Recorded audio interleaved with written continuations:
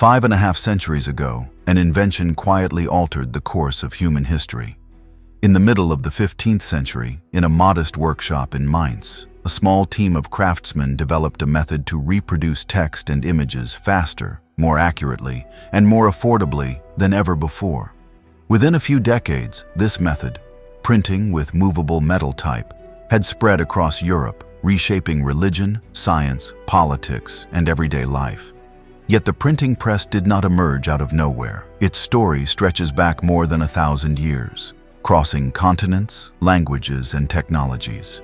This is the history of how humans learned to multiply words, from carved wood blocks in Tang Dynasty China, to metal movable type in Korea, to the bustling presses of Renaissance Europe, and onward through industrial machines, mass media, and the digital era. It is a story about materials and ideas, about the practical needs of administrators and the ambitions of reformers, and about the slow accumulation of techniques that, together, created a revolution. Over the course of this journey, we will see how each innovation responded to the demands of its time, how it shaped what people could read and know, and how it connected distant societies in new ways. By the end, the printing press will appear not as a single invention frozen in the past, but as a living technology that has adapted, again and again, to the needs of the world. Long before the printing press, humanity was already searching for ways to record, preserve, and share information. For most of recorded history, knowledge spread through the work of scribes, men and women who painstakingly copied texts by hand. This method, though vital, was slow, expensive, and prone to error. The materials they worked on varied across time and place, but all shared one limitation. They required laborious preparation and could not be produced in large quantities. The story of the printing revolution begins with these earliest writing materials, because without them, there would have been nothing to copy, and without better materials, there would have been no foundation for mass production. In the ancient Near East, scribes wrote on clay tablets, pressing wedge-shaped marks with a reed stylus into the surface. This system, known as cuneiform, served empires like Sumer, Akkad, and Babylon for centuries. In Egypt, papyrus, made from the stalks of the papyrus plant along the Nile, offered a lighter, more portable medium. The Greeks and Romans adopted and refined papyrus scrolls, making them essential for administration, literature, and trade. Each material came with advantages and drawbacks. Clay was durable but heavy. Papyrus was flexible but could decay in damp conditions. By the late Roman era, parchment, prepared animal skin, emerged as a favored medium, especially in Europe and the Mediterranean. Parchment was more durable than papyrus and could be scraped clean and reused, a valuable trait in an age when writing materials were expensive.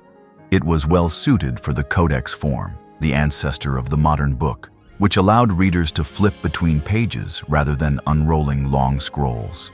The codex was easier to handle, store, and reference, and it gradually replaced scrolls across much of the Western world by the 4th century of the Common Era. The production of these manuscripts relied on skilled labor. Monastic scriptoria, writing rooms in monasteries, became centers of copying and preservation after the fall of the Western Roman Empire in the 5th century. Monks and nuns spent long hours bent over desks, working by natural light or candle. They copied religious texts, legal documents, classical works, and practical manuals. Accuracy was critical. A single error could alter meaning. To guard against mistakes, some scribes developed checking systems, while others added colophons at the end of manuscripts noting their effort or fatigue. One weary scribe in the 9th century wrote simply, "Now I have written the whole thing. For Christ's sake, give me a drink." Such notes give us a rare glimpse into the human side of this demanding craft. Despite the dedication of scribes, the process of producing a single book could take months or even years. This scarcity meant books were rare and costly, often owned only by wealthy individuals, religious institutions, or royal courts. In Europe and the Middle East, literacy rates remained low, and knowledge often had to be transmitted orally. Yet, in other parts of the world, particularly in East Asia, new approaches to writing materials were already beginning to change the equation. One of the most transformative developments came from China, the invention of paper. While early traditions of writing on silk or bamboo had existed for centuries, these materials were either too costly or too cumbersome for widespread use. According to historical sources, including later Chinese court histories, an official named Cai Lun, serving in the imperial court during the Eastern Han dynasty around the 1st century of the Common Era, formalized and improved a method for making paper from mulberry bark, hemp rags, and fishing nets. This innovation produced a strong, thin, and inexpensive medium that could be manufactured in large sheets. Whether Cai Lun was the sole inventor or simply a skilled promoter of an existing technique, his association with paper became part of Chinese historical memory. Paper's advantages were immense. It was lighter than parchment, easier to produce in quantity, and well suited for both calligraphy and painting. The spread of paper within China was rapid, supported by the needs of government administration, scholarship, and culture. Bureaucracies needed documents, scholars needed to copy texts, merchants needed ledgers. The state itself sponsored large-scale copying projects, ensuring that important works could be reproduced and distributed more widely than before. Over time, paper technology traveled beyond China. Through trade routes, such as the Silk Road, papermaking reached Central Asia by the 7th century. One famous account describes a battle in the early 8th century near the city of Talas, in which Arab forces captured Chinese artisans skilled in making paper. Whether or not this single event was decisive, it is clear that by the 8th century, paper-making knowledge had entered the Islamic world. In the Abbasid Caliphate, particularly in cities like Baghdad, the adoption of paper transformed intellectual life. The Islamic Golden Age, with its thriving scholarship in mathematics, astronomy, medicine, and philosophy, depended on a steady supply of writing materials. Paper mills sprang up in Samarkand, Baghdad, Damascus, and Cairo, enabling the translation, commentary, and preservation of works from Greek, Persian, Indian, and earlier Arabic traditions. The ready availability of paper made it possible for libraries, such as the famed House of Wisdom in Baghdad, to hold vast collections by the standards of the time. From the Islamic world, paper-making knowledge continued westward. By the 11th century, paper mills operated in Islamic Spain, particularly in cities like Játiva. Gradually, through both trade and conquest, the technology spread into Christian Europe. Italian cities such as Amalfi and Fabriano became early centers of European papermaking in the 13th century. Fabriano's artisans introduced important improvements, including the use of water-powered hammers to process pulp and the creation of durable, high-quality sheets suitable for both writing and, eventually, printing. This slow westward migration of paper technology was not just a technical story, it had deep social consequences. In regions where parchment had long been the main writing material, the arrival of cheaper paper meant that more documents could be produced for legal, commercial, and personal use. Urban notaries, merchants, and bureaucrats could afford to keep more detailed records. Students and scholars could compile notes and commentaries without exhausting precious parchment supplies. The increase in written material began to reshape how societies stored and managed information. Yet even with paper, the act of copying texts remained manual. Scribes continued their work, now with a medium that was easier to handle and store. The cost of books dropped somewhat, but production still depended on time, skill, and the willingness to devote human labor to each page. The combination of paper's availability and the enduring bottleneck of manual copying created a clear challenge: how to make the production of texts as efficient as the making of the medium they were written on.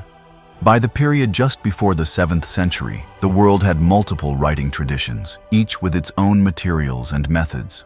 In China, paper was already well established. In the Islamic world, it was beginning to integrate into a vibrant culture of scholarship. In Europe, parchment still reigned, though paper's arrival was on the horizon. Across all these regions, scribes remained indispensable, serving as the human engines of knowledge transmission. But the stage was being set for a breakthrough. one that would come when the idea of reproducing text no longer relied solely on the human hand. By the early centuries of the Tang dynasty in China, the stage was set for a leap forward in the way texts could be reproduced. Paper had already been in wide use for centuries, and literacy, particularly among the elite, was a valued skill. The imperial bureaucracy relied on written documents for administration, and religious institutions, especially Buddhist monasteries, sought to preserve and disseminate their teachings. Out of this environment emerged a method that would transform the relationship between text and reproduction: woodblock printing. The principle of woodblock printing was elegantly simple. An artisan carved an entire page of text and illustrations in reverse onto a flat wooden block. Once the block was inked, a sheet of paper was pressed against it, transferring the image. This meant that once a block was completed, the same page could be reproduced over and over again with remarkable consistency. Unlike hand copying, where each manuscript might differ slightly from the next, woodblock printing offered uniformity. Historians believe that the earliest surviving examples of woodblock printing in China date from around the 7th century. Many of the earliest printed works were religious in nature, which was no accident. Buddhism had entered China centuries earlier, and by the Tang period it enjoyed imperial patronage as well as a wide popular following. Buddhist teachings emphasized the merit of reproducing sacred texts, both to preserve the Dharma and to gain spiritual benefit for the copyist or sponsor. Printing provided a far more efficient way to fulfill this religious duty. One of the earliest and most famous surviving printed works is the Diamond Sutra, dated to the year 868 of the Common Era. Discovered in the early 20th century in the Mogao Caves near Dunhuang, this scroll is considered the oldest complete printed book with a specific date. The text is accompanied by a frontispiece illustration, demonstrating that woodblock printing could integrate images and words seamlessly. The colophon at the end records that it was produced for free distribution by a lay Buddhist in honor of his parents, a reminder that printing was often tied to acts of devotion and social prestige. The production of such works required a coordinated effort. First, skilled calligraphers would prepare a master copy of the text in an elegant hand. This master was then pasted face down onto a smoothed wooden block, usually made from pear wood or another fine-grained hardwood. The block carvers would carefully cut away the spaces between the strokes, leaving the characters and illustrations raised. Once carved, the block was inked using a brush, and sheets of paper were pressed onto its surface, sometimes using a rubbing tool to ensure a clear impression. This process was labor-intensive at the carving stage, but highly efficient afterward. A single carved block could yield hundreds or even thousands of impressions before wearing out. For longer texts, multiple blocks were carved, each containing a different page. When stored carefully, these blocks could be reused for years, making it possible to reprint a work whenever needed. The adoption of woodblock printing had profound effects on Chinese society. First, it allowed for the wider distribution of canonical texts. In the Buddhist context, sutras that once might have been available only in a few monasteries could now be found in many, reaching lay followers and pilgrims across the empire. Second, printing began to influence secular life as well. Government offices used printing to produce calendars, official notices, and examination materials for the civil service exams. In a society where the exams were the main route to official position and prestige, access to printed study materials could be life-changing. By the 9th and 10th centuries, the range of printed materials expanded beyond religious and official texts. Practical handbooks, medical guides, dictionaries, and collections of poetry began to appear in printed form. The availability of these works supported the growth of a literate culture among merchants, artisans, and other non-elite groups. While literacy was still far from universal, printing lowered the barriers to accessing written information. Woodblock printing also encouraged the development of regional publishing centers. Cities such as Chengdu in Sichuan province became known for their printing industries, producing works for both local and wider markets. This regional diversity meant that printing reflected not only the centralized priorities of the imperial court, but also local tastes, dialects, and interests. The technology did not remain static. Printers experimented with different inks, papers, and binding methods to improve quality and reduce costs. Some works were printed on fine paper for collectors, while others used cheaper materials for mass distribution. Illustrations became more sophisticated, with shading and texture adding depth to printed images. Over time, woodblock printing became an established craft, with specialized roles for calligraphers, carvers, printers, and binders. The impact of woodblock printing extended beyond the borders of China. Neighboring states such as Japan and Korea adopted the method, often in the context of Buddhism. In Japan, for example, the Empress Shotoku is recorded as having ordered the printing of 1 million small wooden pagodas, each containing a tiny printed scroll with a Buddhist prayer in the late 8th century. Such projects demonstrated the symbolic power of printing as a tool for both religious devotion and political display. It is important to note that woodblock printing did not replace manuscript culture entirely.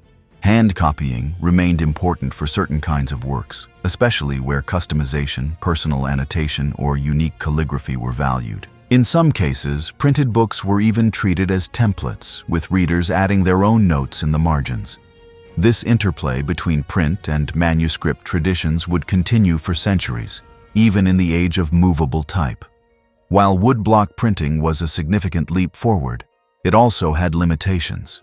Each new text required carving new blocks, which demanded time, skill, and high-quality wood. If a single character was carved incorrectly, the entire block might need to be redone. Moreover, the storage of blocks for large works could be cumbersome. These challenges would eventually inspire inventors to look for ways to make the process more flexible, laying the groundwork for movable type. Still, by the 10th century, woodblock printing had firmly established itself as a transformative technology in East Asia. It allowed for the preservation and spread of vast amounts of knowledge, from sacred scriptures to practical manuals. It contributed to the cohesion of the Chinese Empire by supporting the circulation of standardized texts, and it offered a model of how technology could serve both the state and the wider public. By the time the Song dynasty emerged in the 10th century, woodblock printing had already spread widely in China and beyond. Printing shops in urban centers produced religious texts, calendars, dictionaries, and works of literature. Yet the process still had a fundamental inefficiency. Every new work required a complete set of blocks to be carved, and each page was fixed forever in that form. Even a minor revision or correction meant creating a whole new block. The solution that emerged during the Song period would address this challenge by rethinking the very structure of the printed page. The breakthrough came in the form of movable type, a system in which individual characters were made separately and could be arranged and rearranged to compose any page of text. Instead of carving a whole page into a single wooden block, printers could now create a set of reusable characters, much like a set of stamps. Once a page was printed, the characters could be dismantled and reused for a different page or a completely different book.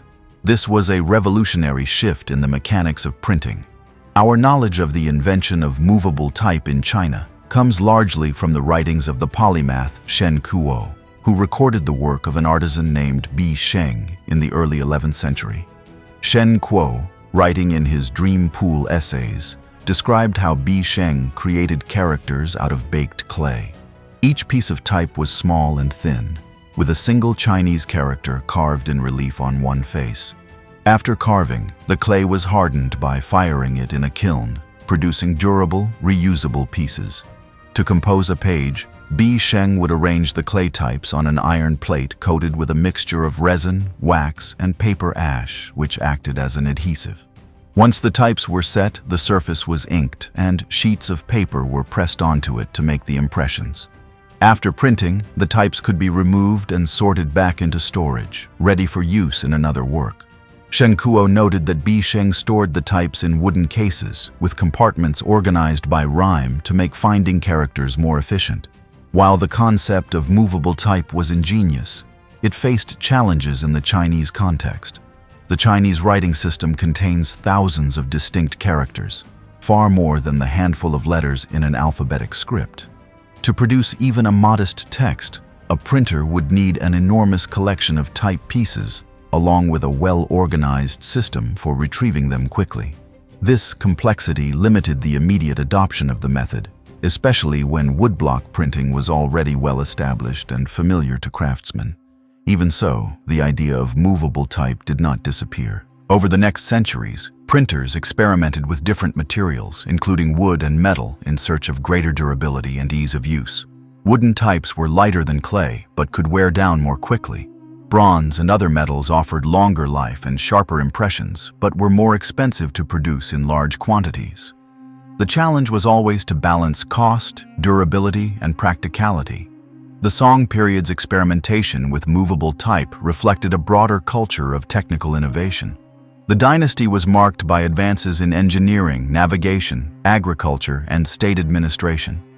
The government's reliance on the civil service examinations created a strong demand for printed materials, particularly dictionaries, classics, and commentaries used by aspiring officials. Movable type, in theory, could help meet this demand by reducing the time and labor needed to prepare new editions. There is evidence that movable type printing was used for specialized projects, such as printing official decrees or local gazetteers. These works often required frequent updating, making the flexibility of movable type especially useful. In such cases, printers could replace only the relevant portions of text without recarving entire blocks. However, for large-scale projects such as the reproduction of canonical Buddhist or Confucian texts, woodblock printing continued to dominate. Its reliability, familiarity, and ability to integrate text and images in a single carving kept it competitive. One notable example of movable type in the Song era came from the work of Wang Zhen, an official in the Yuan dynasty a few centuries later, who wrote extensively about printing techniques.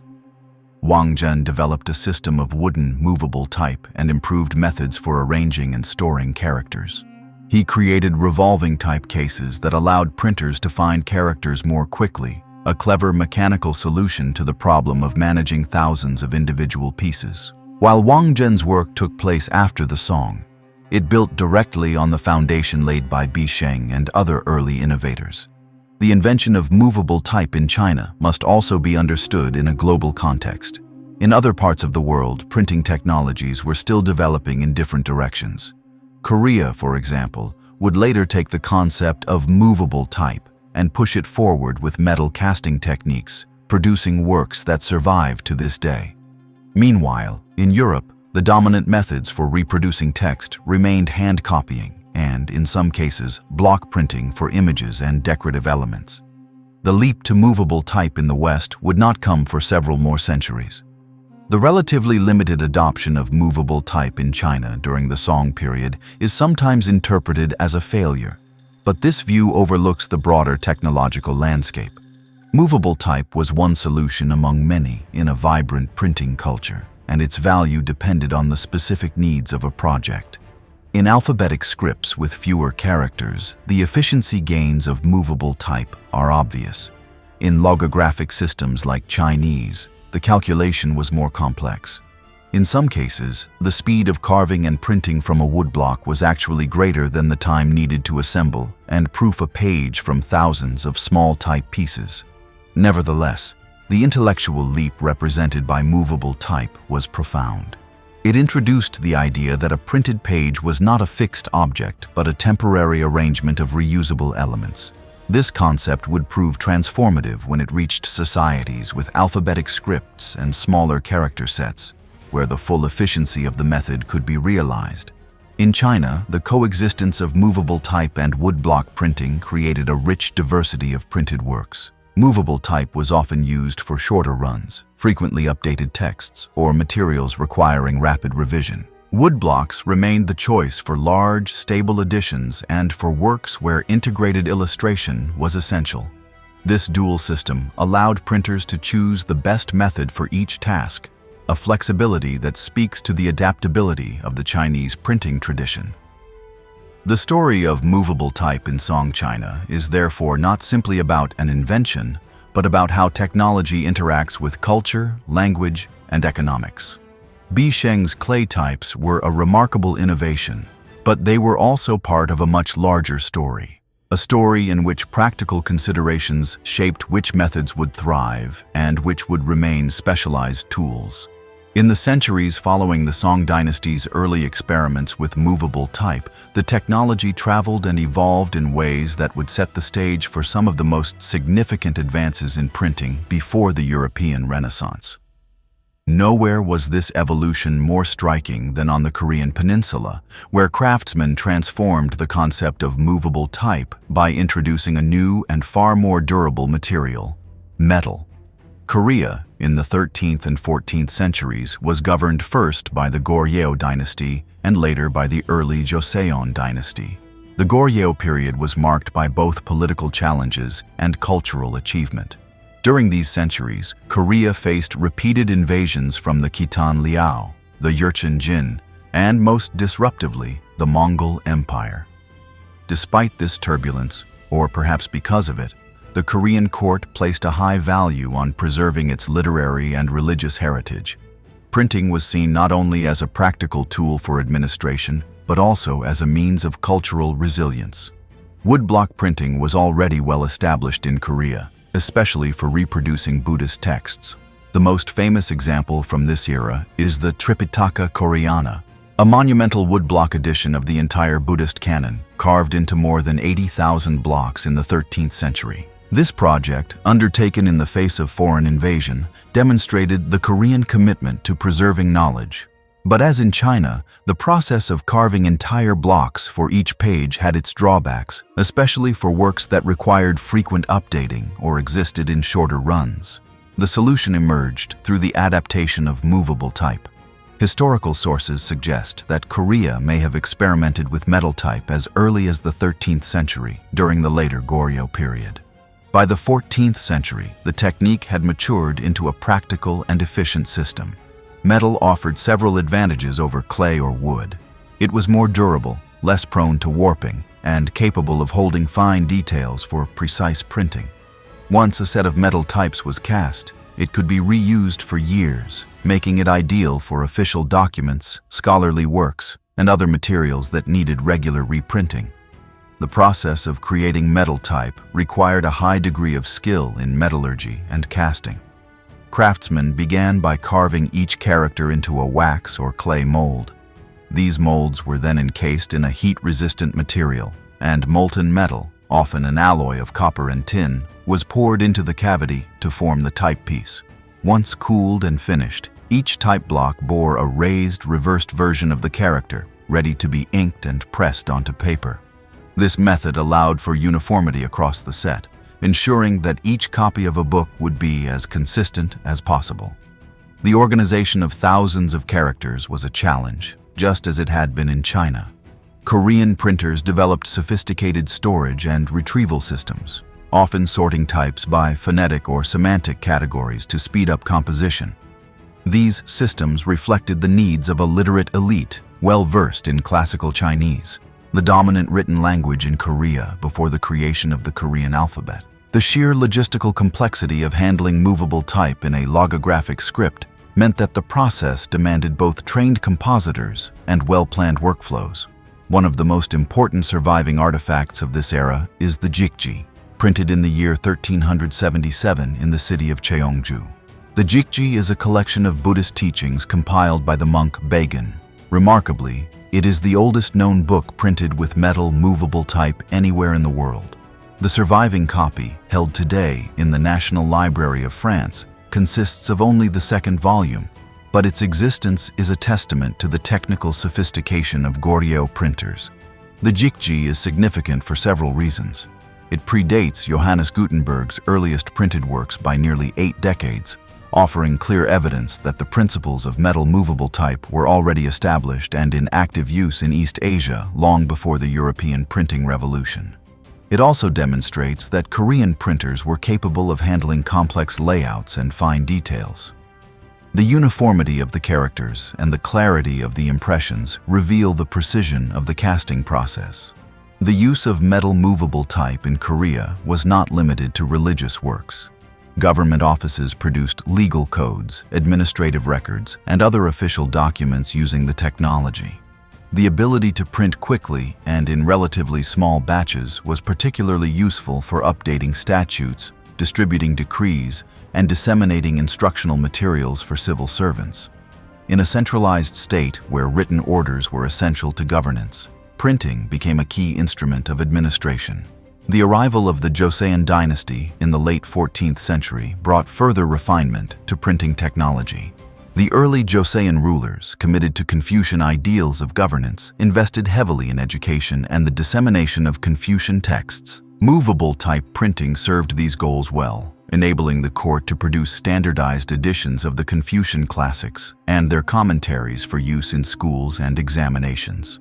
An important turning point came in the 15th century with the invention of Hangul, the Korean alphabet, commissioned by King Sejong the Great. While Hangul was designed to be simple and phonetic, making literacy more accessible to ordinary Koreans, its coexistence with classical Chinese in official texts posed new possibilities for printing. Movable type could, in theory, be more easily managed with an alphabetic script than with a logographic one. Although classical Chinese remained dominant in government and scholarship for centuries, the broader impact of Korean metal movable type is a subject of historical debate. Unlike in Europe, where the spread of movable type coincided with explosive growth in literacy, urban commerce, and religious reform, Korea's literate population remained relatively small and concentrated among the elite. Printing was primarily a tool of the state and religious institutions rather than a commercial enterprise serving a mass market. As a result, the technology did not produce the same kind of widespread social upheaval seen later in the West. Nevertheless, the technical achievements of Korean printers were extraordinary.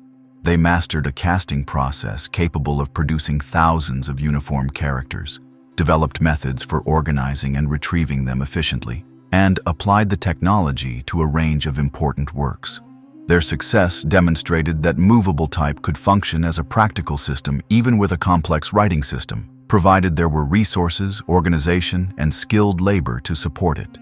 Korean innovations in printing also illustrate how technological ideas can travel and evolve in different cultural and political contexts. While there is no direct evidence that Korean metal type influenced European printing technology, the fact that such a system existed centuries earlier in East Asia challenges the notion that Gutenberg's press was a completely isolated invention.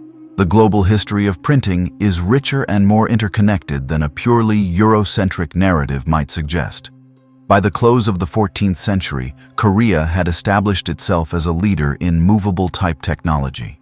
Its printers had taken the conceptual breakthrough of rearrangeable characters and combined it with the durability and precision of metal casting, creating a tool that could serve both spiritual and administrative needs. The Jikji stands as a lasting monument to this achievement, a small but powerful reminder that the road to the printing revolution was neither straight nor confined to one part of the world. By the middle of the 14th century, Europe was a continent in transition. Centuries of manuscript culture had created a sophisticated tradition of bookmaking, but that tradition was still bound by the limitations of hand copying. The technology of printing, as it had developed in East Asia, had not yet reached Europe in any practical form, but the conditions for an independent printing revolution were beginning to fall into place. Materials, social demand, and mechanical skill were converging in ways that would soon make the leap to movable type possible. One of the most significant developments was the spread of paper. As described earlier, paper-making technology had entered Europe through Islamic Spain and Sicily. By the 14th century, paper mills were established in several parts of the continent, especially in Italy, France, and the German-speaking lands. Towns such as Fabriano in Italy became renowned for their high-quality paper, which was strong, smooth, and well-suited to both pen and ink. The use of water-powered hammers to pulp rags made large-scale production possible, and the cost of paper steadily declined compared to parchment. The availability of paper did not immediately replace parchment, especially for luxury books or important legal documents, but it created new possibilities for producing texts more cheaply. Notaries, merchants, and scholars could now afford to keep more extensive records. Urban administrations used paper for account books, tax registers, and correspondence. This growing familiarity with paper as a writing surface would prove crucial once printing presses began to operate, since paper was far more suitable for large print runs than animal skin. At the same time, Europe saw significant growth in literacy and education. The expansion of universities since the 12th century had created a steady demand for books, particularly the classics of law, medicine, and theology. Students often copied their own textbooks from a master copy, sometimes dividing the work among several hands to speed the process. In cities such as Paris, Bologna, and Oxford, professional scribes and stationers organized systems to supply students with these picia, or rented sections of manuscripts to copy. While effective, the system was still labor-intensive and slow. The commercial book trade was also developing in urban centers. Professional manuscript workshops employed teams of scribes, illuminators, and binders to produce books for wealthy patrons, ecclesiastical institutions, and universities. In some cases, the demand for popular devotional works, such as books of hours, was so great that workshops produced them in semi-standardized formats, with spaces left blank for personalization. The idea of producing books for a broader market, rather than solely as one-off commissions, was taking root. Alongside manuscripts, other forms of printed imagery were already circulating. Block printing, similar to the woodblock methods long used in East Asia, had made its way into European crafts by the late 14th century. Artisans used carved wooden blocks to print designs onto textiles, playing cards, and devotional images. The same basic method was also applied to block books, in which both text and images were carved into a single block for each page. These books were often small, inexpensive, and aimed at audiences with limited literacy, relying heavily on illustrations to convey meaning. The existence of block printing in Europe before movable type is important because it familiarized craftsmen with the challenges of inking, pressure, and registration, skills directly transferable to typographic printing. Moreover, block printing often employed a tool already widespread in Europe, the screw press.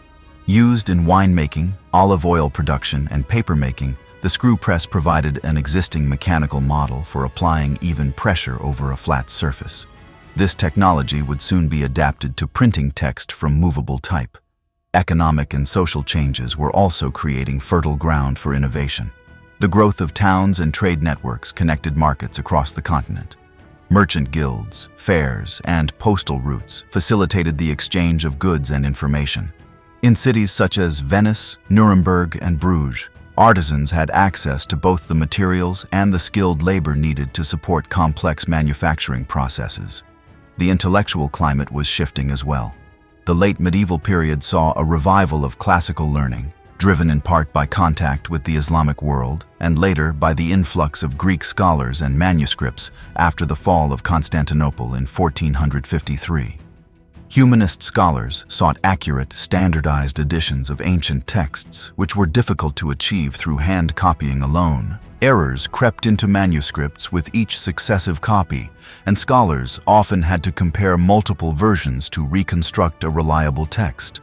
A technology that could produce identical copies in large numbers would address this problem directly.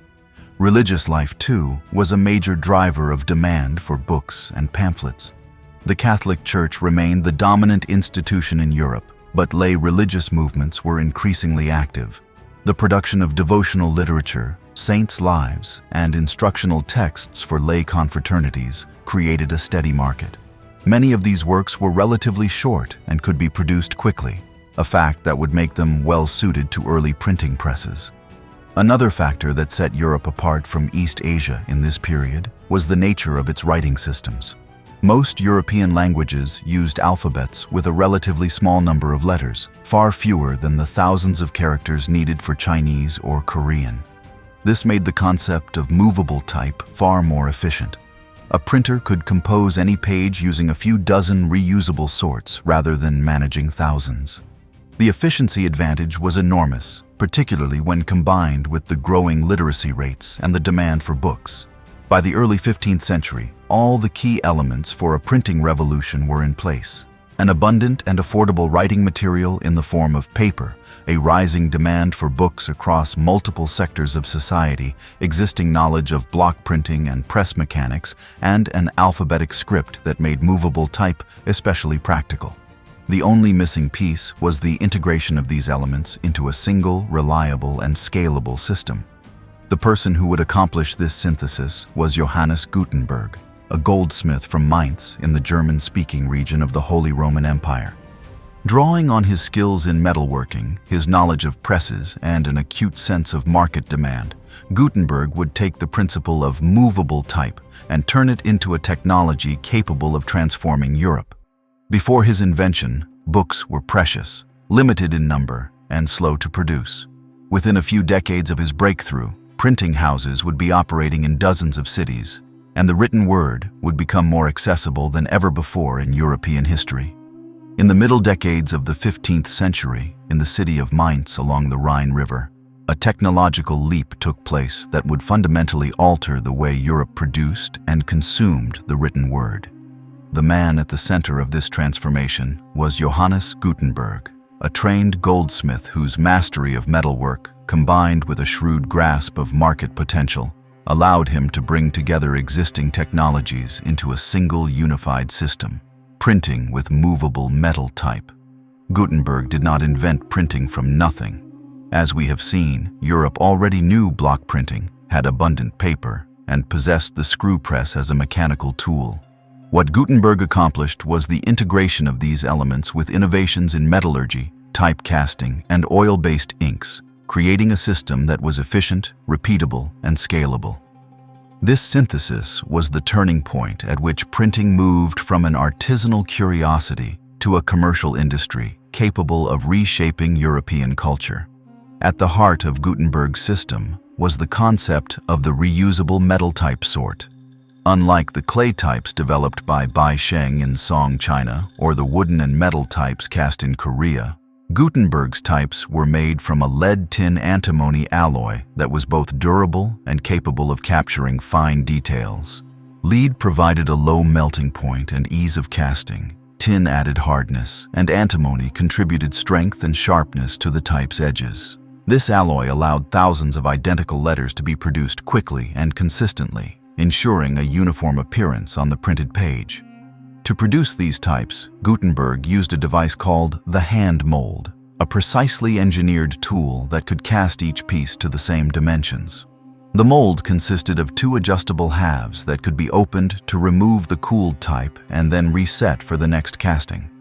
At the top of the mold, a matrix, a small engraved metal block bearing the impression of a single letter in reverse, was fitted into place. Molten alloy was poured into the mold, filling the cavity created by the matrix. Once cooled, the typepiece could be removed, trimmed, and set into a composing stick for arranging into lines of text. The hand mold was a critical innovation because it allowed for rapid and standardized production of type sorts. A large book might require hundreds of thousands of characters, and without the ability to produce them in consistent size and shape, the mechanics of composition would have been unwieldy. Gutenberg's mastery of precision metalworking ensured that his types would fit together snugly, creating a clean and even impression on the page. Another of Gutenberg's key contributions was the development of an ink suitable for printing with metal type. The water-based inks used for manuscript writing and block printing were too thin to adhere well to metal surfaces. Gutenberg created a thick, oil-based ink, likely made from soot or lampblack mixed with linseed oil, that clung to the raised surfaces of the type and transferred cleanly to paper or vellum. This ink not only improved the clarity of the printed text, but also allowed for deeper, more durable impressions. For the printing press itself, Gutenberg adapted the design of the screw press, long used in winemaking and papermaking, to the needs of typography. The press applied even, controlled pressure to a flat surface, ensuring that the inked type transferred uniformly to the sheet. The bed of the press held the assembled type in a rectangular frame, called a forme, while a platen descended to press the paper against the inked surface. The result was a crisp, consistent print that could be reproduced hundreds of times from the same setting. The culmination of Gutenberg's efforts was his most famous work, the 42-line Bible, often referred to as the Gutenberg Bible, completed in the early to mid-1550s. This monumental project demonstrated not only the technical capabilities of the new printing system, but also its potential for producing works of the highest cultural and religious significance. The Bible was printed in Latin, using a typeface modeled on the textura script favored by scribes of the time. Each page was arranged in 2 columns of 42 lines, giving the work a dense and authoritative appearance.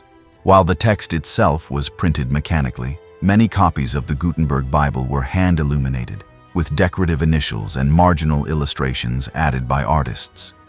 This blending of print and manuscript traditions reflected the transitional nature of the period.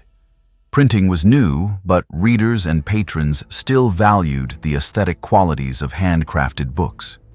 The use of high-quality paper and, in some cases, vellum underscored the prestige of the work. Producing the Bible was a massive undertaking, requiring not only the casting of thousands of pieces of type, but also the coordination of press operation, paper supply, and binding. Gutenberg's workshop operated on a scale unprecedented for book production in Europe. The project likely required significant financial backing, which came from Johann Fust, a wealthy financier from Mainz. Fust provided capital to fund the enterprise, but their partnership eventually soured, leading to a legal dispute in which Fust accused Gutenberg of misusing funds. The court ruled in Fust's favor, and Gutenberg lost control of much of his equipment. Despite this setback, the technology Gutenberg had developed could not be contained. Fust, together with Peter Schoeffer, a skilled calligrapher and printer who had worked with Gutenberg, continued to refine and expand the printing operation.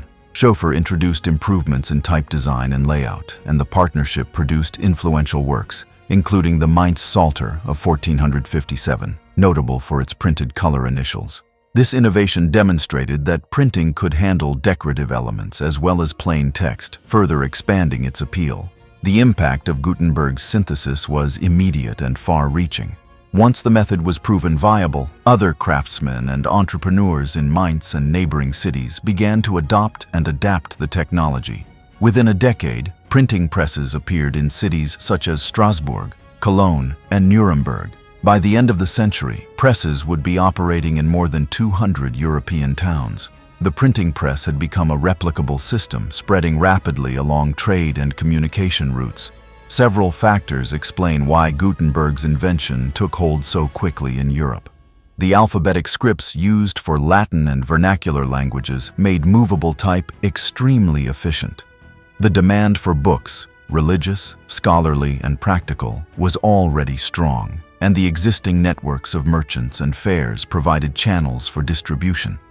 Moreover, the relative affordability of paper meant that printed books could be produced in greater numbers and at lower cost than manuscripts, making them accessible to a wider audience. Gutenberg's achievement was not in creating each individual element of the press, but in combining them into a coherent, practical, and commercially viable system. His genius lay in recognizing how metallurgy, ink chemistry, press mechanics, and market demand could work together to produce something entirely new. The result was a technology that transformed the economics of knowledge, reducing the cost of producing a book by orders of magnitude and vastly increasing the speed at which information could travel. In the decades to come, the printing press would fuel intellectual movements, religious reformations, and scientific exchanges on a scale previously unimaginable. But in the mid-15th century, it began simply as a workshop in Mainz, where a goldsmith's careful experiments brought together the threads of centuries of human ingenuity. The decades following Gutenberg's breakthrough in Mainz witnessed one of the most rapid and transformative technological expansions in European history. From the early 1450s to the year 1500, printing with movable metal type spread from a handful of workshops in the German-speaking lands to hundreds of cities across the continent. Historians call this period the incunabula age, a term derived from the Latin word for swaddling clothes or cradle, symbolizing the infancy of the printed book. In these first 50 years, the foundations of the European print industry were laid, shaping how books would be produced, marketed, and consumed for centuries to come. When the first copies of Gutenberg's Bible emerged in Mainz, they were still very much objects of prestige. But it quickly became clear that the press could serve a far wider market. The early printers who followed Gutenberg's example were often skilled artisans, many of them goldsmiths, engravers, or calligraphers who recognized the commercial potential of the new method. Among the first to carry the technology beyond Mainz was Johann Mentelin, who established a press in Strasbourg in the mid-1550s. By the end of that decade, presses were operating in Cologne, Nuremberg, and Venice. And within another 2 decades, almost every major European city of commerce or learning had at least one. Venice became one of the most important early centers of printing. Its strategic location as a hub of Mediterranean trade, its large literate population, and its access to high-quality paper from nearby mills made it ideal for large-scale book production. Venetian printers specialized in producing editions of classical authors, religious texts, and practical manuals in both Latin and the vernacular. The city's cosmopolitan nature allowed printers to cater to a diverse audience, including merchants, scholars, and travelers from across Europe. In the German-speaking lands, Nuremberg emerged as a major printing center. Anton Koberger, perhaps the most famous printer of the city, operated an extensive workshop employing dozens of workers. Koberger's output was vast, and his books were exported throughout Europe. He maintained an international network of agents and booksellers, a model that would be emulated by others in the trade. England joined the printing revolution slightly later, with William Caxton setting up the first press in Westminster in the early 1470s. Caxton, who had learned the craft in Bruges, printed works in both English and French, including his own translations of classical and medieval literature. His press played a significant role in standardizing written English, as the mechanical process required decisions about spelling and punctuation that would be repeated across many copies. The range of works produced during the incunabula period was remarkable. While the Bible remained a central product, printers quickly diversified. They published legal codes, medical treatises, poetry, grammar books, and encyclopedic compilations. Popular devotional works, such as the Book of Hours, were adapted for print, sometimes with woodcut illustrations to appeal to a broader audience. Educational texts found a ready market among universities and schools, as printing drastically reduced the cost of textbooks compared to hand-copied manuscripts. One of the most striking features of the incunabula age was the blending of manuscript and print traditions. Early printed books often imitated the appearance of handwritten manuscripts. Printers used typefaces modeled on local scripts, blackletter in the German-speaking lands, rotunda in southern Europe, and eventually Roman type in Italy. Spaces were left for decorative initials to be added by hand, and many buyers still paid scribes and illuminators to personalize their books. This blending eased the transition for readers accustomed to the manuscript tradition, while also allowing printers to appeal to elite tastes. The economics of printing in this period were complex. Setting up a press required significant capital investment for type, presses, and materials. Paper was the largest ongoing expense, followed by labor. Skilled compositors arranged the type, pressmen handled the inking and printing, and binders prepared the final product. A single edition might require the labor of many workers over several months. But once the type was set, the marginal cost of each additional copy was far lower than for a manuscript, allowing printers to produce larger runs and reach more customers. Distribution networks expanded rapidly. Printed books were sold at fairs such as the Frankfurt Book Fair, which became a key venue for publishers to exchange works and negotiate rights. Booksellers traveled between cities carrying stock, and some printers established branch offices in major markets. The portability of type and presses meant that printers could relocate or set up new shops relatively easily, spreading the technology further. The impact on literacy and learning was significant, though uneven. In university towns, the ready availability of printed texts transformed study habits. Students could now own their own copies of works rather than relying solely on shared manuscripts. In urban centers, the growth of a literate merchant class created demand for practical guides, almanacs, and vernacular literature. However, in rural areas and among the lower classes, literacy rates remained low, and oral culture continued to dominate. Culturally, the printed book began to reshape intellectual life. The uniformity of printed texts reduced the variations that had crept into works through centuries of manuscript copying.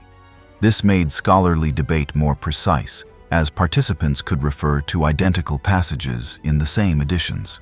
The speed of production also meant that new ideas could circulate more quickly, laying the groundwork for the intellectual ferment of the 16th century. Not all reactions to printing were enthusiastic. Some scribes and illuminators saw their livelihoods threatened, and in certain regions, authorities were wary of the technology's potential to spread dissent. In a few cases, guilds attempted to control entry into the printing trade, and censorship of printed works began almost as soon as presses appeared. Yet the economic advantages of print were so great that opposition could not halt its spread. By the year 1500, historians estimate that European presses had produced more than 20 million books. This figure represents a scale of knowledge dissemination unprecedented in the continent's history. The incunabula period had transformed printing from a novel experiment into a mature industry with established markets, professional practices, and international reach. The printed book was no longer an exotic object. It was becoming an everyday tool for learning, devotion, and communication. The end of the incunabula age did not mark a slowdown, but rather a transition.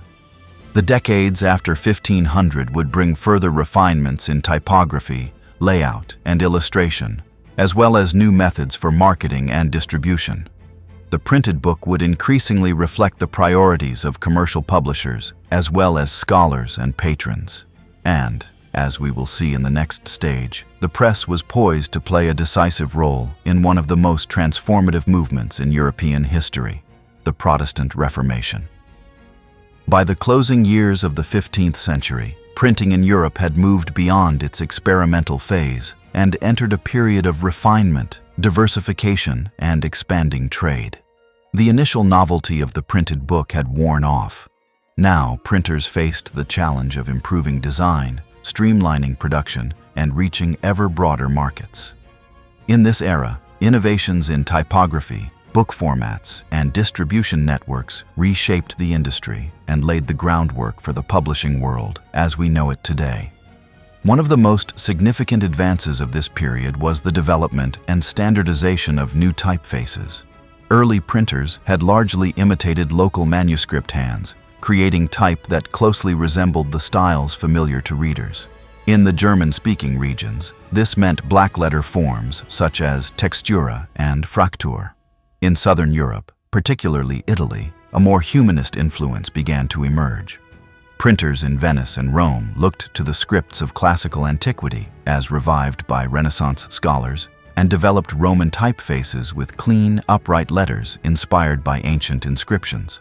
Among the leaders in this typographic transformation was Nicolas Jenson, a Frenchman who worked in Venice. Jenson's Roman type, cut in the 1470s, was celebrated for its clarity, balance, and elegance, setting a model for book typography that would influence printers for centuries. Around the same time, printers and type designers in Italy also developed italic type, a more compact and slanted style modeled on the cursive handwriting of humanists. Italic allowed more words to fit on a page without sacrificing readability, an important advantage when producing smaller, portable books. The innovation of italic type is often credited to the Venetian printer Aldus Manutius, founder of the Aldine press. Aldus was one of the most influential figures in early publishing, combining typographic excellence with bold business strategy. He championed the idea of producing affordable, pocket-sized editions of classical texts, octavo volumes that could be easily carried and read outside of a library or study.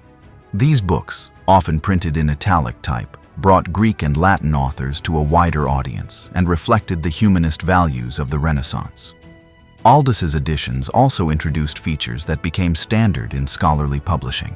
His press used consistent pagination, indexes, and standardized punctuation, innovations that made books easier to navigate and cite. He adopted the printer's device, a distinctive emblem or logo, to mark his editions, a practice that both branded his work and reassured buyers of its quality. The dolphin and anchor symbol of the Aldine press became one of the most recognizable marks in the book world. The printer's device was part of a larger trend toward branding and quality assurance in the growing book market. As printing spread, so too did the problem of unauthorized copies and outright piracy. Printers responded by securing privileges from local rulers, exclusive rights to print certain works for a set period of time. These privileges, often printed at the front of a book, served as both legal protection and a mark of authenticity. Although enforcement varied, the system foreshadowed modern copyright law.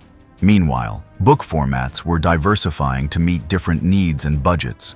The grand folio volumes, impressive and costly, remained important for legal codes, Bibles, and other works intended for institutional libraries or elite patrons. Quartos, smaller but still substantial, served for many literary and scholarly works. The octavo format, popularized by Aldous, catered to a growing market of individual readers who wanted portable and affordable books.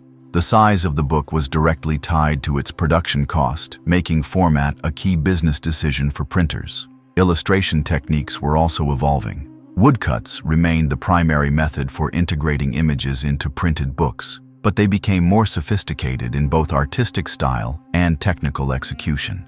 Cities like Nuremberg developed reputations for high-quality illustrated works, such as the Nuremberg Chronicle of 1493, which combined hundreds of detailed woodcuts with a sweeping narrative of world history.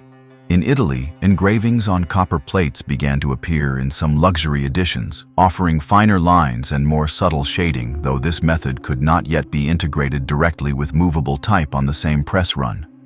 Alongside these aesthetic and technical developments, the business of book distribution was becoming increasingly organized and international. The Frankfurt Book Fair emerged as a central meeting point for printers, booksellers, and agents from across Europe. At these fairs, publishers exchanged unsold stock, negotiated reprints, and established commercial partnerships. Books were traded not just in finished form, but also in sheets, to be bound locally according to the buyer's preference. Postal routes and merchant networks played a vital role in carrying books across borders. The same trade infrastructure that moved spices, textiles, and metals also moved printed volumes, often faster than manuscript culture had ever allowed. Booksellers established branches in major cities, and some printers maintained their own traveling representatives. The cross-border nature of the trade meant that a work published in Venice could find its way to Paris, Krakow, or Seville within months. The multilingual nature of Europe presented both challenges and opportunities for printers. Latin remained the lingua franca of scholarship, theology, and law, ensuring that learned works could be marketed widely. At the same time, vernacular languages were gaining prominence, especially for literature, devotional texts, and practical manuals. Printers who could operate in multiple languages, or who partnered with translators, could tap into new audiences. This trend toward vernacular publication would have profound consequences in the coming century, particularly in the realm of religious reform. The growth of the industry also spurred efforts to control quality and protect markets. In some cities, printers formed guilds to regulate apprenticeships, maintain standards, and defend their privileges. Local authorities sometimes required printers to deposit copies of their works with official libraries or to submit them for review before publication. While censorship was not yet as systematized as it would become in the 16th century, the mechanisms for oversight were beginning to take shape. By the early 16th century, the European book trade had developed into a complex, interconnected system. Printers, type designers, woodcut artists, translators, binders, merchants, and scholars all played roles in bringing books from conception to reader. The printed book was no longer an exotic object or a luxury reserved for the elite. It was a product with distinct markets, brand identities, and competitive pressures. These developments did more than improve the craft of printing. They altered the role of books in society. The rise of affordable formats expanded personal libraries and encouraged private reading. Standardized typefaces and consistent page layouts made texts easier to use for study and reference. Trade networks ensured that ideas could cross political and linguistic boundaries with unprecedented speed, and the growing professionalism of the print industry created a stable foundation for the explosive ideological conflicts that were soon to come. It was in this environment of refined typography, efficient distribution, and increasingly literate populations that the printing press would become the decisive instrument of the Protestant Reformation. By the opening decades of the 16th century, Europe's printing industry had matured into a powerful and interconnected network, capable of producing and distributing texts at a speed and scale unimaginable a century earlier. This infrastructure was about to be tested and transformed by one of the most dramatic upheavals in European history, the Protestant Reformation.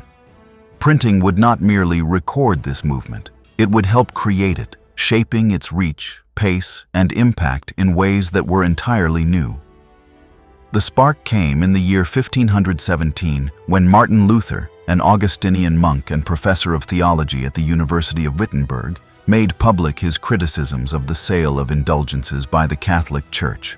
Whether he literally nailed his 95 theses to the door of the castle church, as later tradition claimed, or simply sent them in a letter to his superiors, what mattered most was that these theses were quickly set in type and printed.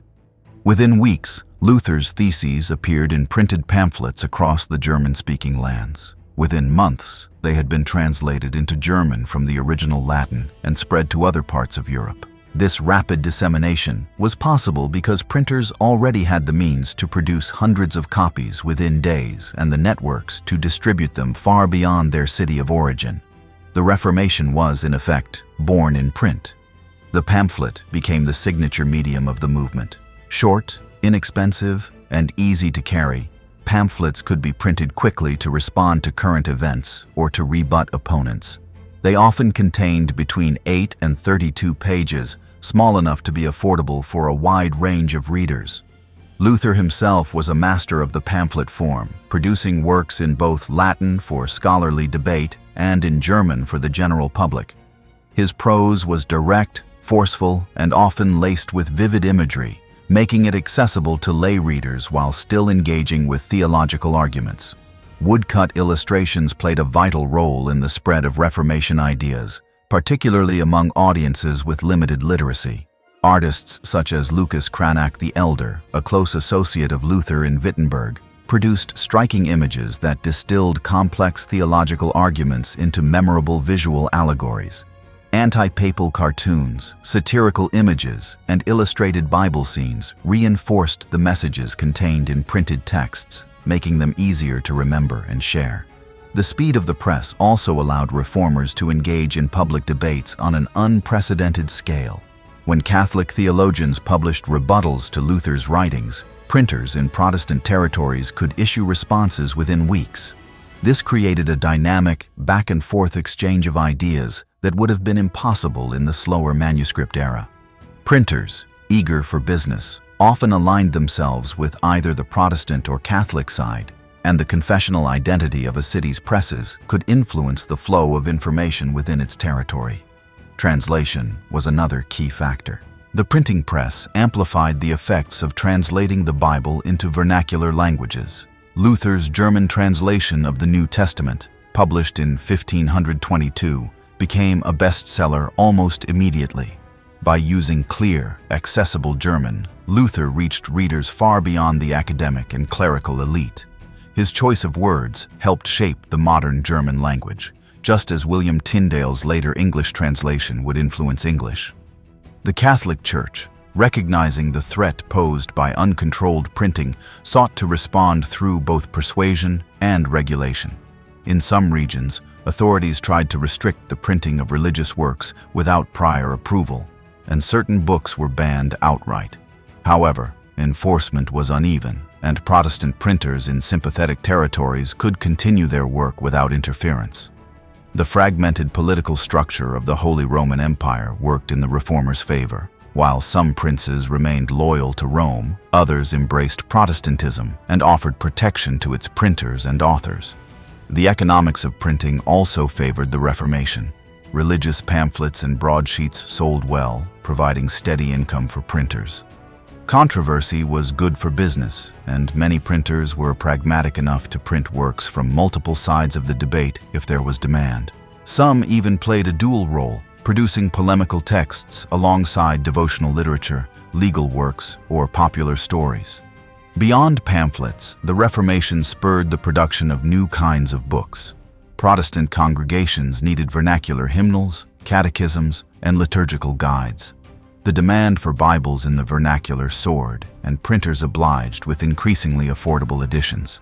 The Reformation also encouraged the creation of polemical histories and theological treatises aimed at justifying reformist positions. While the Reformation is most closely associated with the Protestant cause, the Catholic Church also used print to advance its own reforms and counter-arguments. The Jesuit order, founded in the 1540s, quickly recognized the power of the press. Jesuit colleges published devotional works, catechisms, and scholarly treatises in multiple languages, using the same distribution networks that served Protestant printers. The interaction between religious movements and print culture during this period had several lasting effects. First, it demonstrated that the press could mobilize public opinion quickly and across great distances.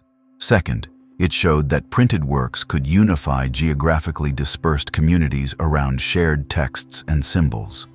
Third, it proved that literacy, when combined with affordable print, could be a potent force for religious and political change. The sheer volume of Reformation-era printing was extraordinary. In the German-speaking lands alone, tens of thousands of editions were published between 1520 and 1540. Many of these were small pamphlets, but their cumulative effect was enormous. Ideas that once would have circulated only within a small circle of scholars now reached artisans, merchants, and even rural parishioners. The visual and verbal language of the Reformation also left a deep mark on European culture. Satirical woodcuts, allegorical illustrations, and pithy slogans created a recognizable iconography that was reproduced and adapted across borders. In some ways, the Reformation was an early example of what we might now call a media campaign. Carefully crafted messages repeated across different formats to reinforce their impact. By the mid-16th century, the link between printing and religious controversy was firmly established. Authorities on both sides recognized that controlling the press was essential to controlling doctrine. This recognition would lead, in the following decades, to more systematic censorship regimes, licensing requirements, and the creation of official lists of prohibited books. Yet, the genie could not be put back into the bottle. The Reformation proved that once a technology exists to replicate ideas cheaply and distribute them widely, it cannot be easily contained. Even in the face of censorship, clandestine presses and smuggled books kept dissenting ideas in circulation. The printing press had become a political and religious force in its own right. By the middle of the 16th century, printing in Europe had matured into a sophisticated and far-reaching industry, but its growing influence also drew the sustained attention of both secular and religious authorities. The Reformation had demonstrated the press's ability to shape opinion, challenge institutions, and spread new ideas across borders. In response, governments and church leaders sought to bring printing under tighter control. This period saw the emergence of censorship systems, licensing requirements, and trade monopolies designed to regulate what could be printed, who could print it, and where printed works could circulate. One of the most influential instruments of print control in the Catholic world was the Index Librorum Prohibitorum, or Index of Prohibited Books. First issued by the Sacred Congregation of the Roman Inquisition in the year 1559, the index listed works deemed heretical, immoral, or otherwise dangerous to faith and morals. The list was regularly updated, adding not only Protestant writings, but also works by Catholic authors whose ideas were considered suspect. Inclusion on the index meant that the book could not be legally printed or sold in Catholic territories without substantial alteration or special permission. The Council of Trent, convened between the years 1545 and 1563 as part of the Catholic Counter-Reformation, reinforced this approach. The Council's decrees on books mandated pre-publication review in many dioceses, forbade the printing of anonymous works, and emphasized the responsibility of bishops to police the press. Catholic states such as Spain and France established their own procedures for approving or rejecting books, often combining religious and royal authority in the process. In Protestant territories, regulation took different forms, but was no less real. Rulers and city councils recognized that controlling the press was essential for maintaining religious and political stability. Some Protestant states required printers to obtain licenses from local authorities, while others restricted printing privileges to specific individuals or guilds. These licenses could be revoked if a printer issued material deemed seditious or heretical. England offers one of the clearest examples of a centralized licensing system. In 1557, under Queen Mary, the Stationers' Company was granted a royal charter that gave it exclusive control over printing in London. The company maintained a register of works and monitored members for compliance with licensing requirements. During the reign of Queen Elizabeth, the Star Chamber Court enforced these rules, punishing unauthorized printers and seizing illicit presses. This system allowed the English Crown to combine economic regulation with censorship, ensuring that both political dissent and religious nonconformity were kept in check. In the Dutch Republic, a different dynamic emerged. While the authorities occasionally banned books, the relative freedom of the press compared to neighboring Catholic and Protestant states made the Netherlands a haven for controversial works. Printers in cities such as Amsterdam, Leiden, and Rotterdam produced books that could not be safely printed elsewhere, including theological tracts, philosophical treatises, and political pamphlets. Many of these works were smuggled into other countries, often under false title pages or with misleading publication information to disguise their origin. The technology of printing itself posed challenges for enforcement. A press could be set up relatively quickly and dismantled just as fast, allowing clandestine printers to operate in secret workshops or rural locations. Authorities developed strategies to combat this, including raids on suspected premises, the arrest of itinerant printers, and the inspection of booksellers' inventories. Despite these efforts, underground presses continued to operate throughout the 17th century, feeding the circulation of banned ideas. Censorship also extended to the international book trade. Customs officials at ports and city gates were tasked with inspecting shipments for prohibited books. In practice, however, smugglers often found ways to evade detection, concealing banned volumes within shipments of legal goods. The difficulty of policing borders in an age of expanding commerce meant that enforcement was never absolute. The regulation of printing was not solely about suppression, it was also a means of economic control. Exclusive printing privileges, granted by monarchs, parliaments, or city councils, were a valuable form of patronage. These privileges could cover a specific work, such as a legal code or Bible translation, or an entire category of books. Printers who held such rights often guarded them fiercely, pursuing legal action against competitors accused of piracy. This system not only protected favored printers, but also allowed governments to direct the production of key texts. While censorship is often viewed solely as a barrier to free expression, it also shaped the nature of printed culture in complex ways. The need for official approval could lead to self-censorship, with authors tailoring their works to avoid offending authorities. Printers, too, learned to balance the risks and rewards of controversial material, sometimes issuing a work anonymously or under a pseudonym to shield themselves from prosecution. In some cases, the banning of a book actually increased its desirability, creating a market for illicit copies. There were also tensions between censorship and the growing scholarly world. The expansion of universities and learned societies in the 17th century increased the demand for specialized books in science, philosophy, and history. While most of these works were not politically subversive, some touched on theological or moral questions that brought them under suspicion.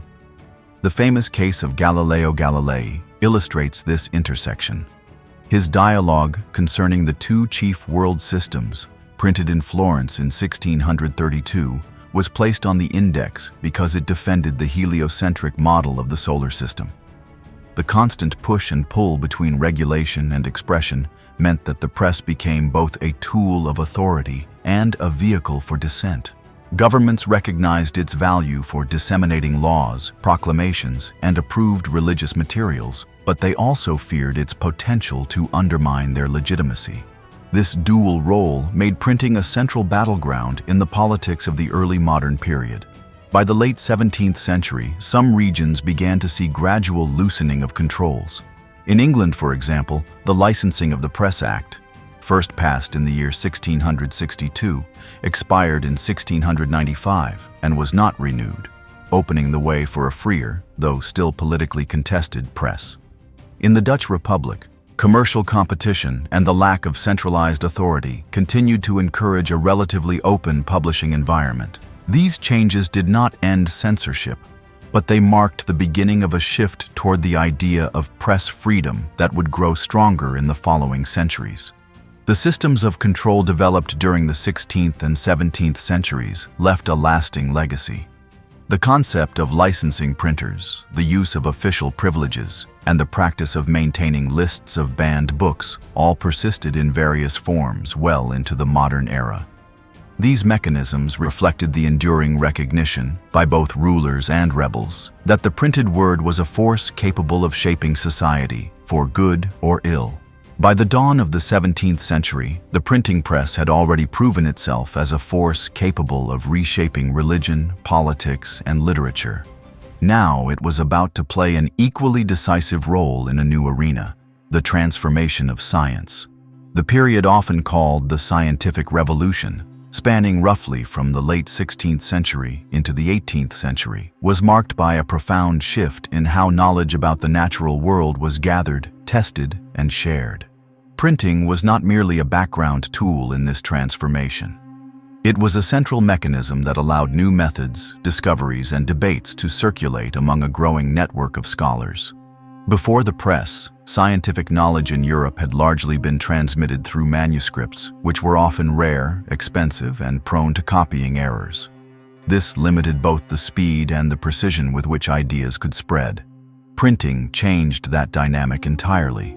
By producing identical copies of a work in large quantities, it enabled scientists, then often called natural philosophers, to work from the same texts and compare results with far greater accuracy. The uniformity of printed material helped establish a shared foundation of data and theory, which was essential for collaborative progress. One of the earliest and most influential examples of print's impact on science was the work of Nicolaus Copernicus. His treatise on the revolutions of the heavenly spheres, printed in the year 1543, presented a heliocentric model of the universe, challenging the long-dominant geocentric view inherited from Ptolemy. While Copernicus himself hesitated to publish for fear of controversy, once the book was in print, it became accessible to scholars across Europe, laying the groundwork for debates that would continue for more than a century. As the 17th century progressed, a growing number of scientists recognized the press as a means to establish priority for their discoveries. In a competitive intellectual climate, being the first to publish was vital to securing recognition. Galileo Galilei, for example, used the press to disseminate his observations of the moons of Jupiter, detailed in Sidereus Nuncius, the Starry Messenger, printed in Venice in 1610. The speed of print allowed Galileo to make his claims public before rivals could dispute or duplicate his work. The ability to reproduce detailed diagrams and illustrations was another crucial advantage. Astronomy, anatomy, botany, and engineering all relied on visual representation.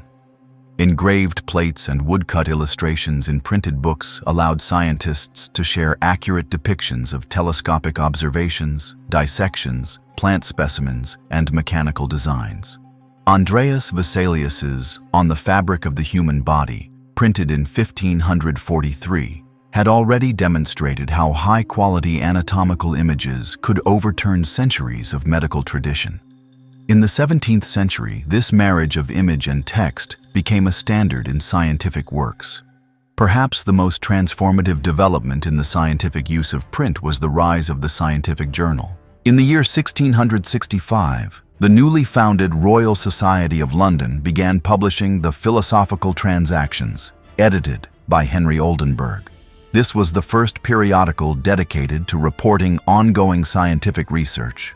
Instead of waiting years for a comprehensive book, scientists could now publish brief accounts of experiments, observations, and theories in a matter of weeks or months.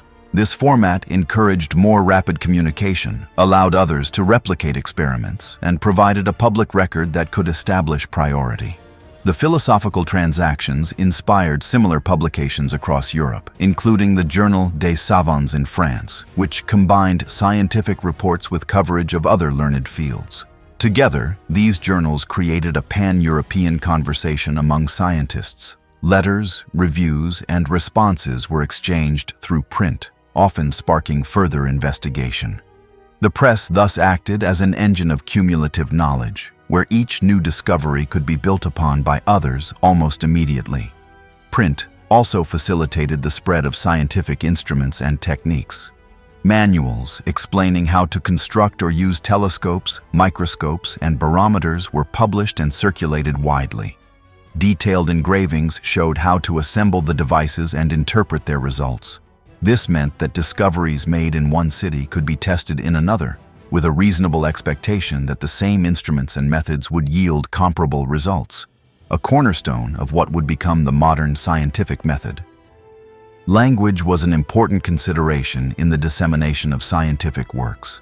Latin remained the dominant language of scholarship, ensuring that a text printed in Rome or Leiden could be read in Oxford or Prague.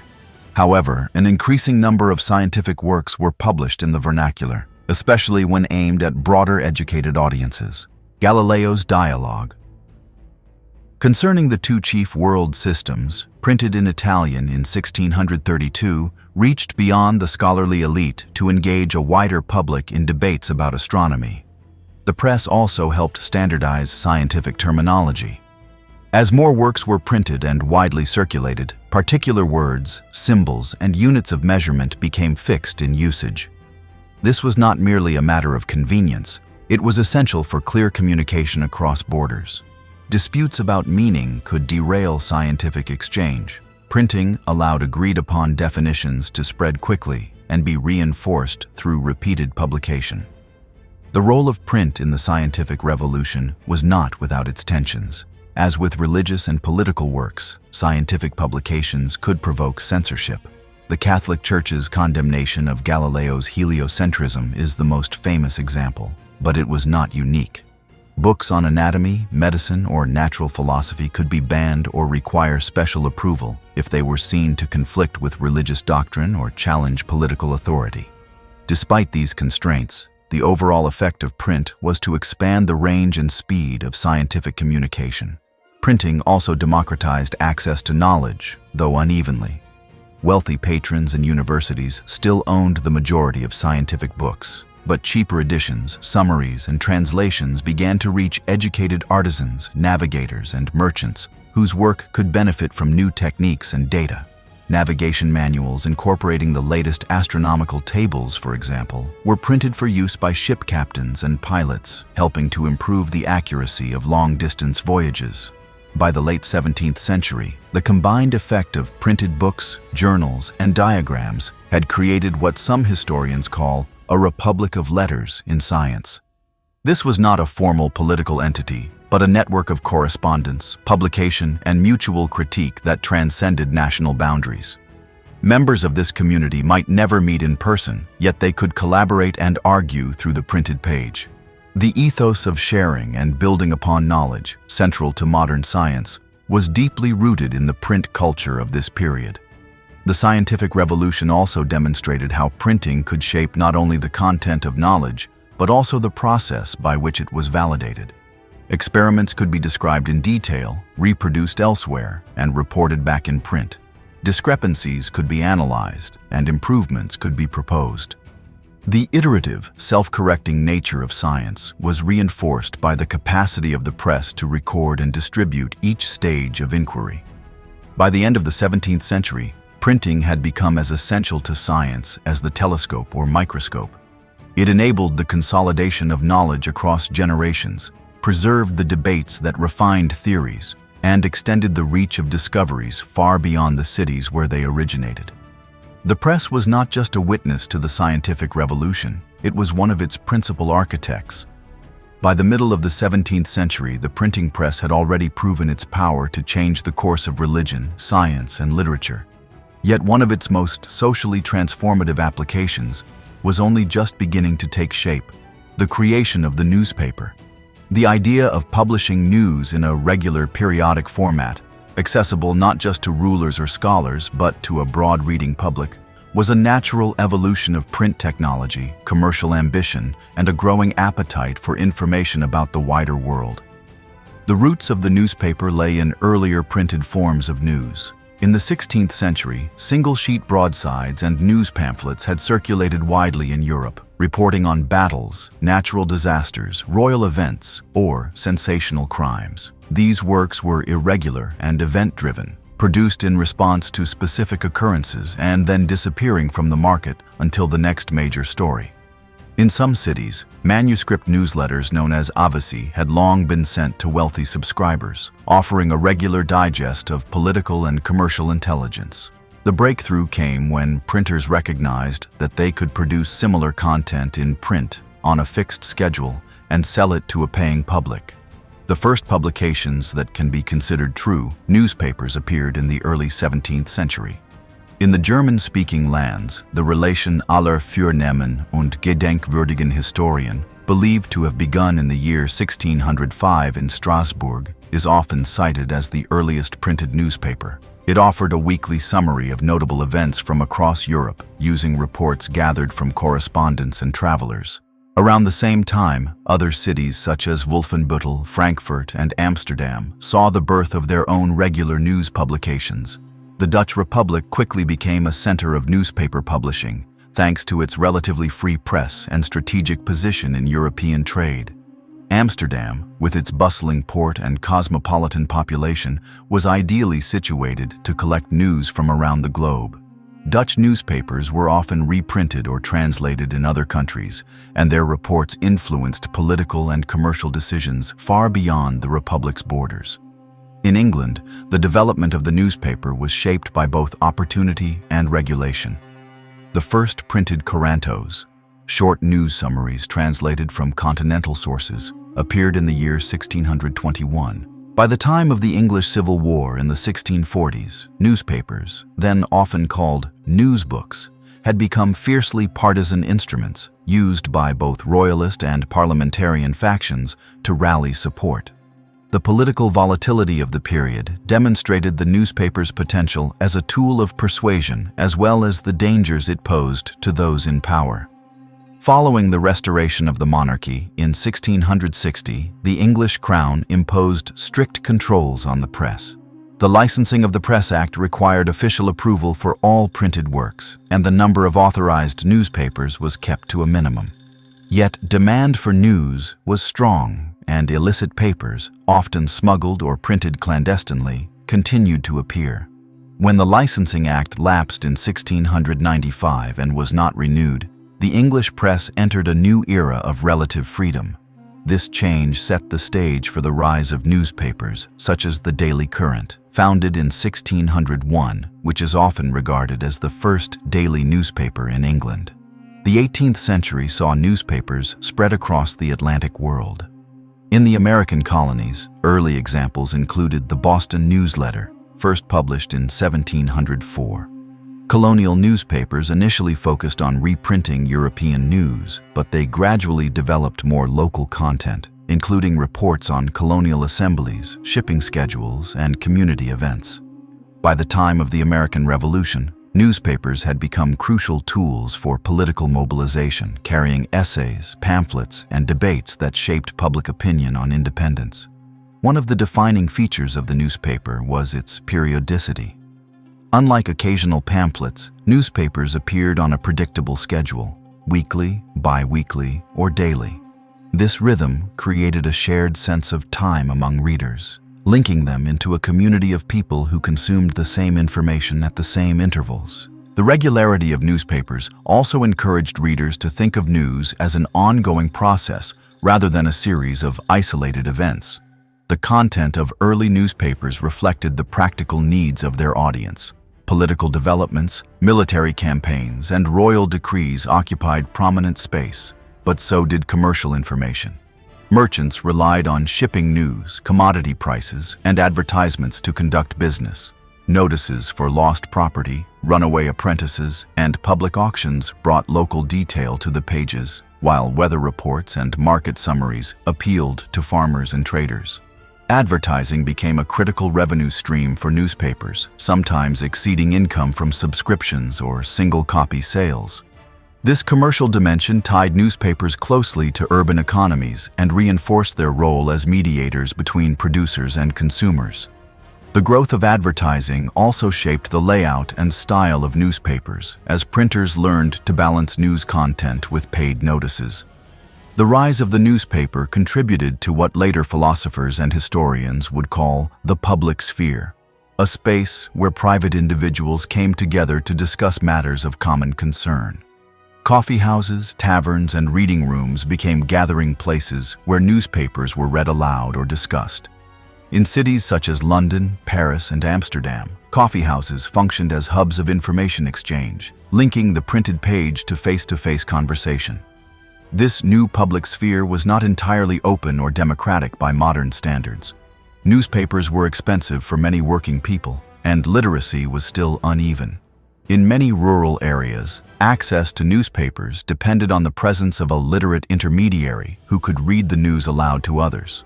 Nevertheless, the newspaper's capacity to shape collective awareness marked a profound change in European and colonial society. Censorship and control did not disappear in this era. Governments monitored newspapers closely and, in times of crisis, restricted publication or prosecuted editors for seditious libel. In France, for example, the monarchy maintained tight control over the press, and unauthorized newspapers risked suppression. In other states, printers learned to navigate the limits of acceptable criticism, using coded language or satire to skirt censorship. Technological factors also influenced the expansion of newspapers. Improvements in paper production, type founding, and press design made it possible to produce larger print runs at lower cost. The use of dedicated news correspondents, both domestic and foreign, expanded the range and reliability of reports. Some newspapers began to specialize, focusing on areas such as commerce, politics, or literature, anticipating the later diversification of the press. By the close of the 18th century, the newspaper had become a fixture of urban life in much of Europe and the Atlantic world. It was a medium in which politics, commerce, and culture intersected daily. The regular delivery of printed news connected distant regions, accelerated the spread of ideas, and reinforced a sense of participation in shared events.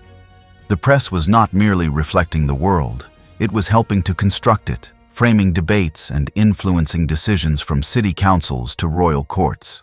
By the 16th century, the printing press had already reshaped the intellectual and political life of Europe. Yet its influence was not destined to remain within European borders.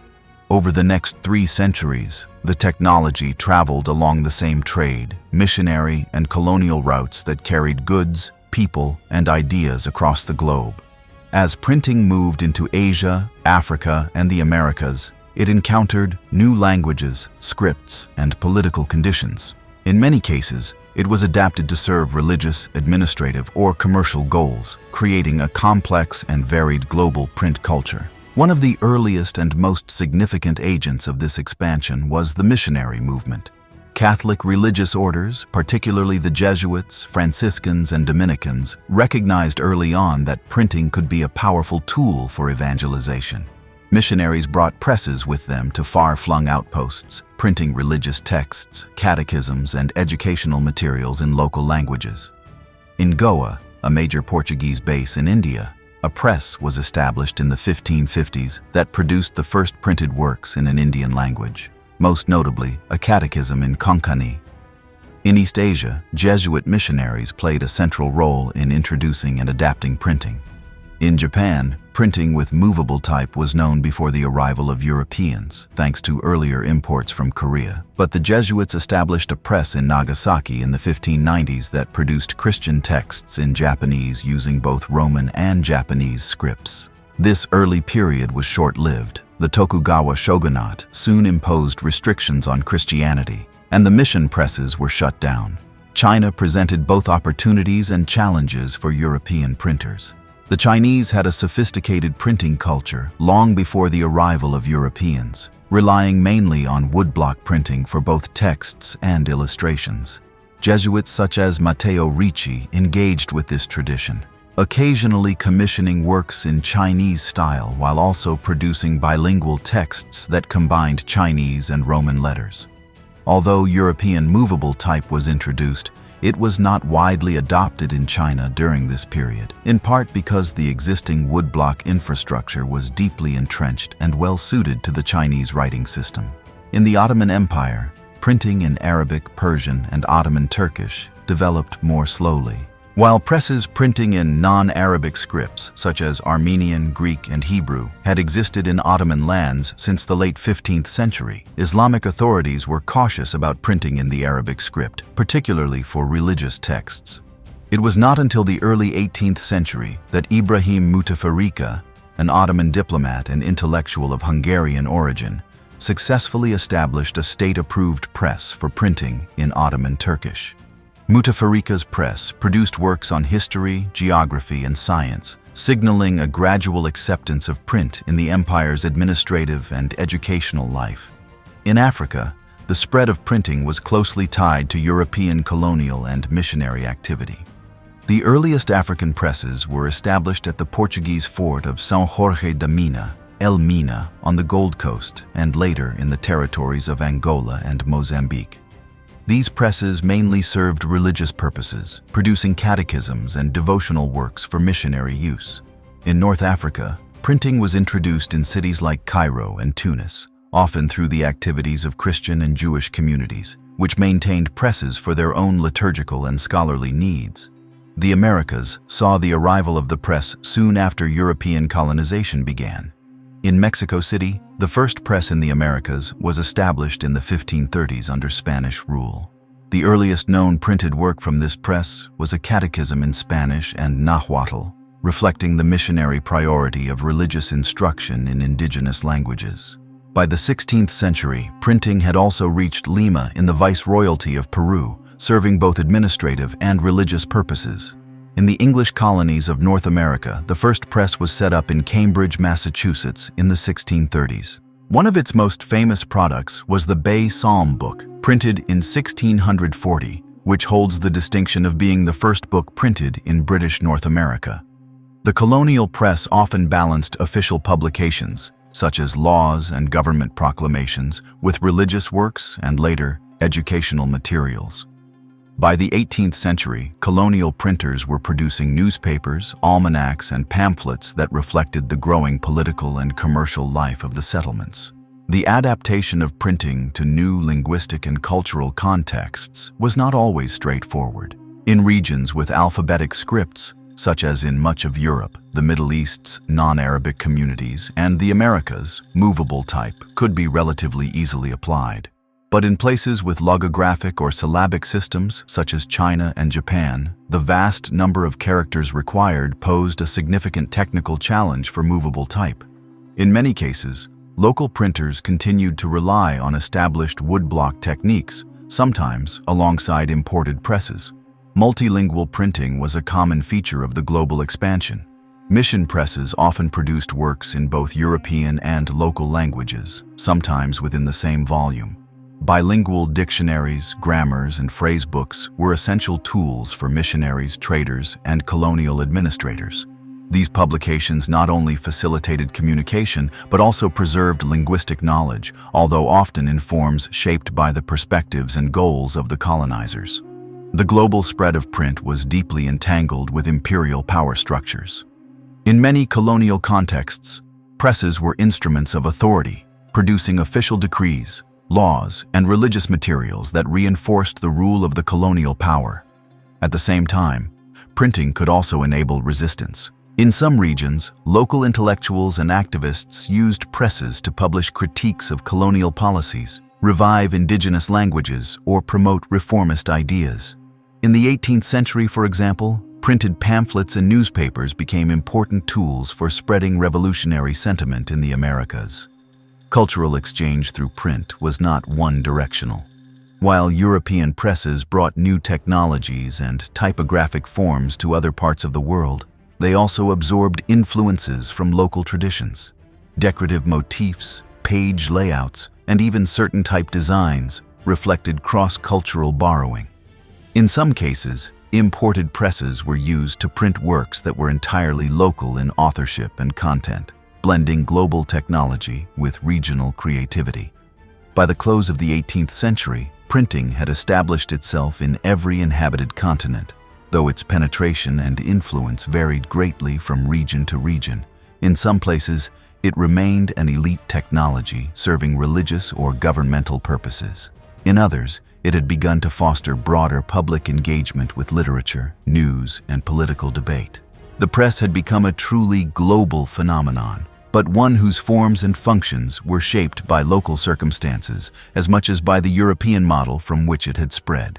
By the opening decades of the 19th century, the printing press was poised for a dramatic transformation. For over 3.5 centuries, most presses in Europe and its colonies still operated on principles not far removed from Gutenberg's 15th century design. A hand-operated screw press applying pressure to a flat surface of type.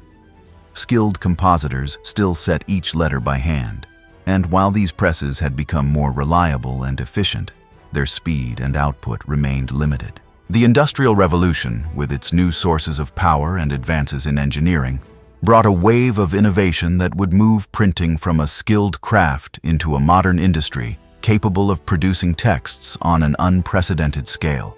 The earliest and perhaps most revolutionary breakthrough came with the application of steam power to printing.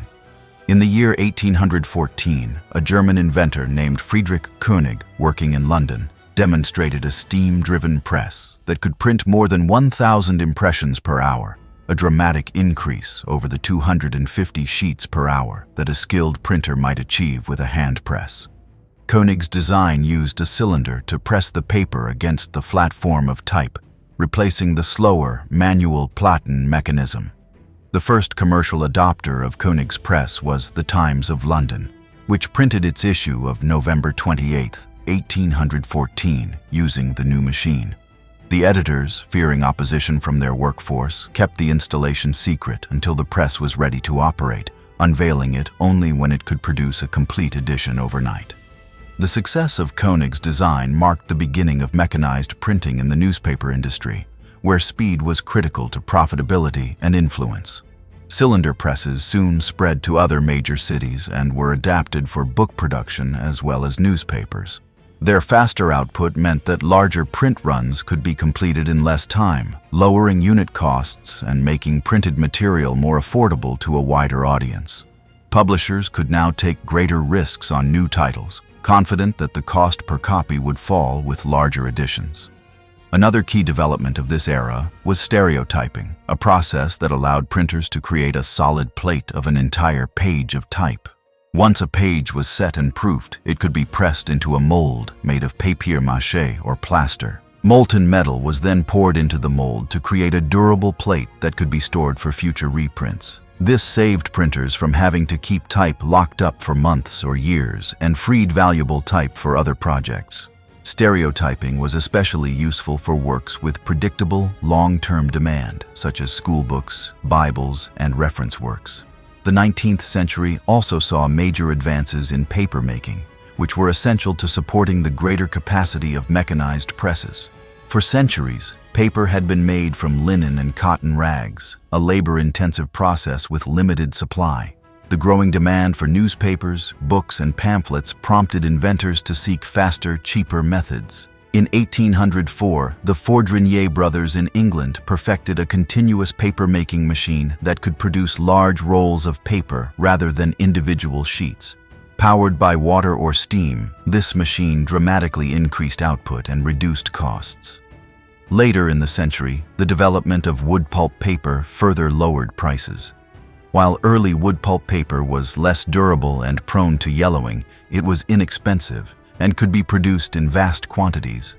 This shift made possible the explosion of cheap newspapers, magazines, and popular fiction that characterized the latter half of the century.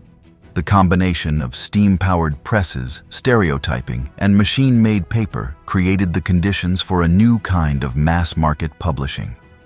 One of the most striking examples was the rise of the penny press in the United States during the 1830s and 1840s.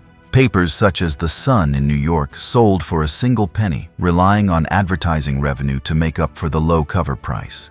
These papers reached a far broader readership than earlier, more expensive newspapers, and they focused on local news, crime reports, human interest stories, and serialized fiction.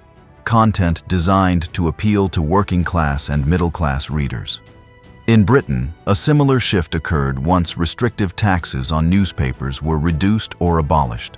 The so-called taxes on knowledge, which had kept newspaper prices high, were gradually repealed in the mid-19th century, opening the market to cheaper, more widely circulated papers. These developments were mirrored in continental Europe, where political changes, urbanization, and rising literacy fueled demand for affordable reading material. Industrialization also changed the organization of printing work. Large printing houses became complex enterprises, employing not only compositors and press operators, but also engineers, machine tenders, and teams dedicated to distribution and sales. The scale of operations demanded stricter division of labor and more formal management structures, moving printing further from the world of the small artisan shop and closer to the model of the modern factory. The growth of railways played a crucial role in this transformation. Printed material could now be transported quickly over long distances, allowing newspapers to reach readers hundreds of miles from the press within a day of publication. National and even international editions became feasible, and publishers began to think of their audience not just as a local community, but as a broader public linked by shared news and culture. With industrial capacity came the ability to respond rapidly to public events. Political revolutions, wars, and major trials could be reported and printed in time to influence public opinion while the events were still unfolding. The press thus became an even more potent political force, capable of shaping debates and mobilizing movements on a scale unmatched in earlier centuries. This period also witnessed the expansion of illustrated print. While wood engraving had been used for centuries, new techniques such as steel engraving and lithography allowed for finer detail and more varied styles. Illustrated newspapers, such as the Illustrated London News founded in 1842, combined text and images in a format that appealed to a wide readership. These publications relied on teams of artists, engravers, and printers working in coordination, reflecting the increasingly collaborative nature of industrialized publishing. Not all responses to industrialization were enthusiastic. Some critics lamented the decline in craftsmanship as machine production replaced handwork, and others worried about the cultural effects of mass-market publishing. Cheap novels and sensational newspapers were accused of pandering to low tastes and undermining moral standards. Debates about quality versus accessibility would continue to shape publishing policy and public discourse throughout the 19th century. Despite such criticisms, the industrialization of printing was irreversible. The economic logic of faster production and broader distribution was too compelling to resist, and the technologies developed in this period would continue to evolve in the decades ahead. By the mid-19th century, printing had become not only faster and cheaper, but also more deeply embedded in the rhythms of everyday life. Newspapers were a daily habit for millions. Books were available at prices affordable to the middle class, and printed advertisements reached into nearly every corner of public and private space. By the mid-19th century, industrialized printing had transformed the written word into a mass-produced commodity. Books, newspapers, and pamphlets could be created faster and in greater quantities than ever before. Yet the printed page was still largely a world of black and white text, with illustrations relying on traditional methods such as wood engraving. The 19th century brought a revolution in image reproduction, allowing pictures, whether drawn, painted, or photographed, to be reproduced at scale alongside text. This transformation not only reshaped visual culture, but also expanded the role of print in advertising, journalism, and entertainment. The first major leap came with lithography, invented in the late 18th century by the German playwright and actor Alois Senefelder. Initially conceived as a cheap way to publish his own scripts, lithography quickly proved far more versatile. The method relied on the principle that oil and water do not mix. An artist would draw an image in greasy ink or crayon onto a flat limestone surface. The stone was then treated with a solution that fixed the drawing while ensuring that blank areas would repel ink. When the stone was inked and pressed against paper, the greasy lines accepted the ink while the treated areas remained clean, producing a print that faithfully reproduced the artist's work. Unlike wood engraving, which required the artist's design to be carved in reverse by a skilled engraver, lithography allowed artists to work directly on the printing surface. This made it particularly attractive for capturing fine details, subtle shading, and fluid lines. Lithography could also reproduce handwriting and cursive scripts with ease, making it popular for posters, sheet music covers, and artistic prints. As lithography spread through Europe and the Americas in the early 19th century, it became an important medium for both high art and commercial printing.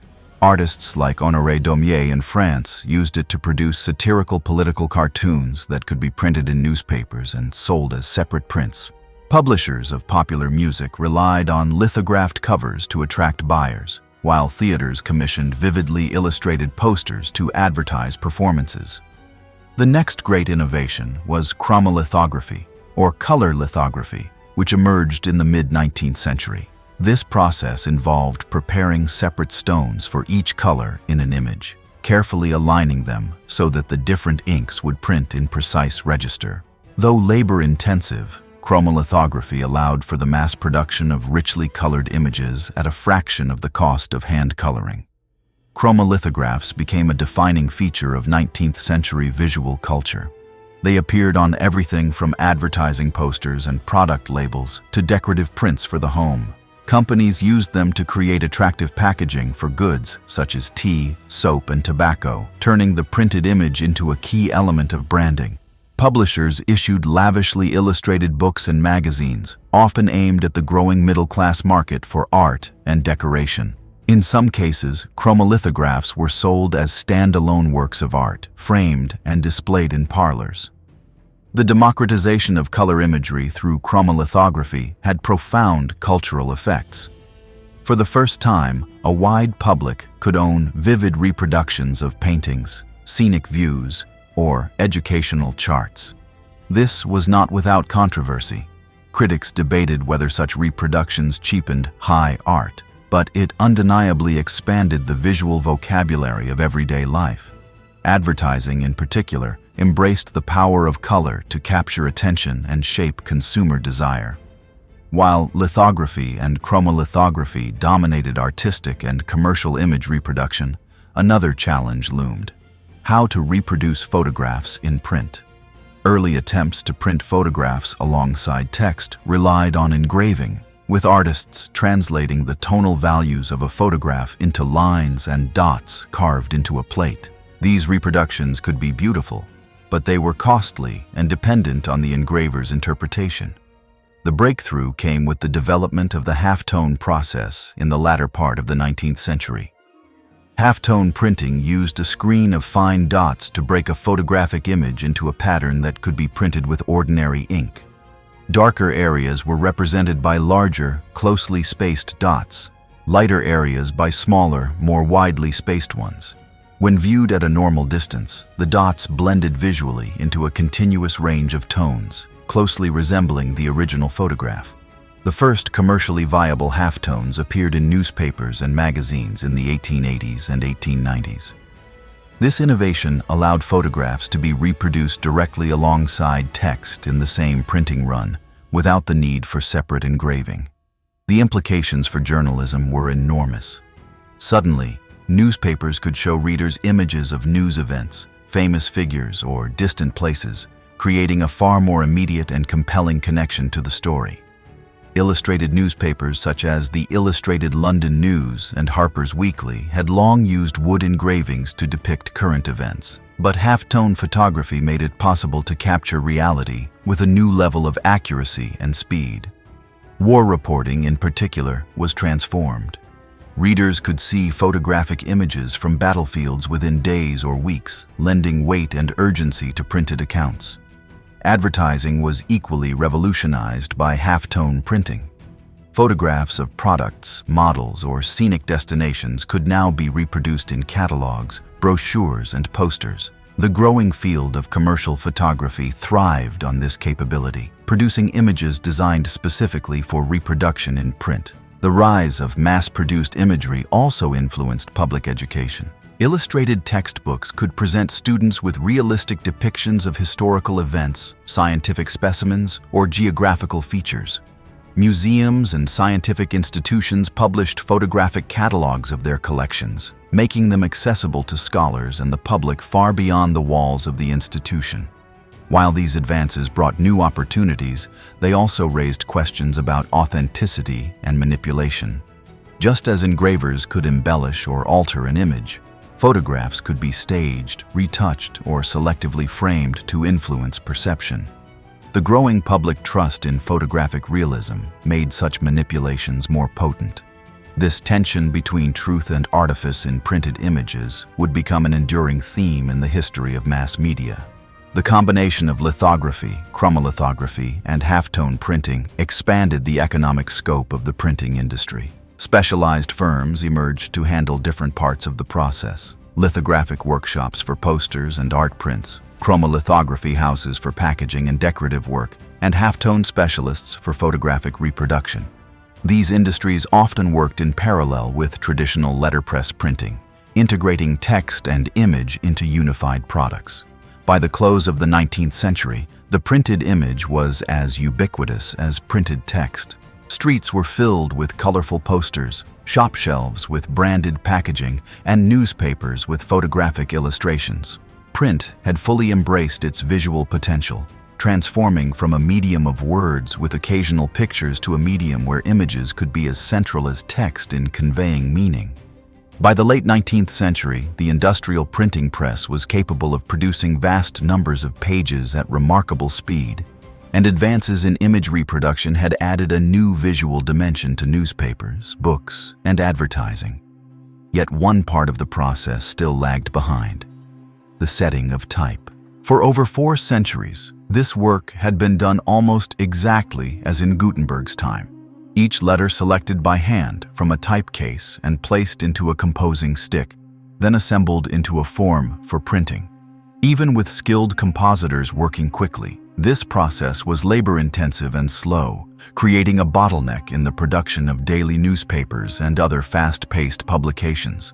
The answer to this challenge came in the form of typesetting machines, the most influential of which were the linotype and monotype systems. Introduced in the 1880s, these machines mechanized the composition of text, dramatically increasing speed and reducing the reliance on large numbers of hand compositors. The linotype machine, invented by Ottmar Mergenthaler in the United States, was a marvel of late 19th century engineering. Rather than assembling individual metal letters, the linotype allowed an operator to compose entire lines of type at once.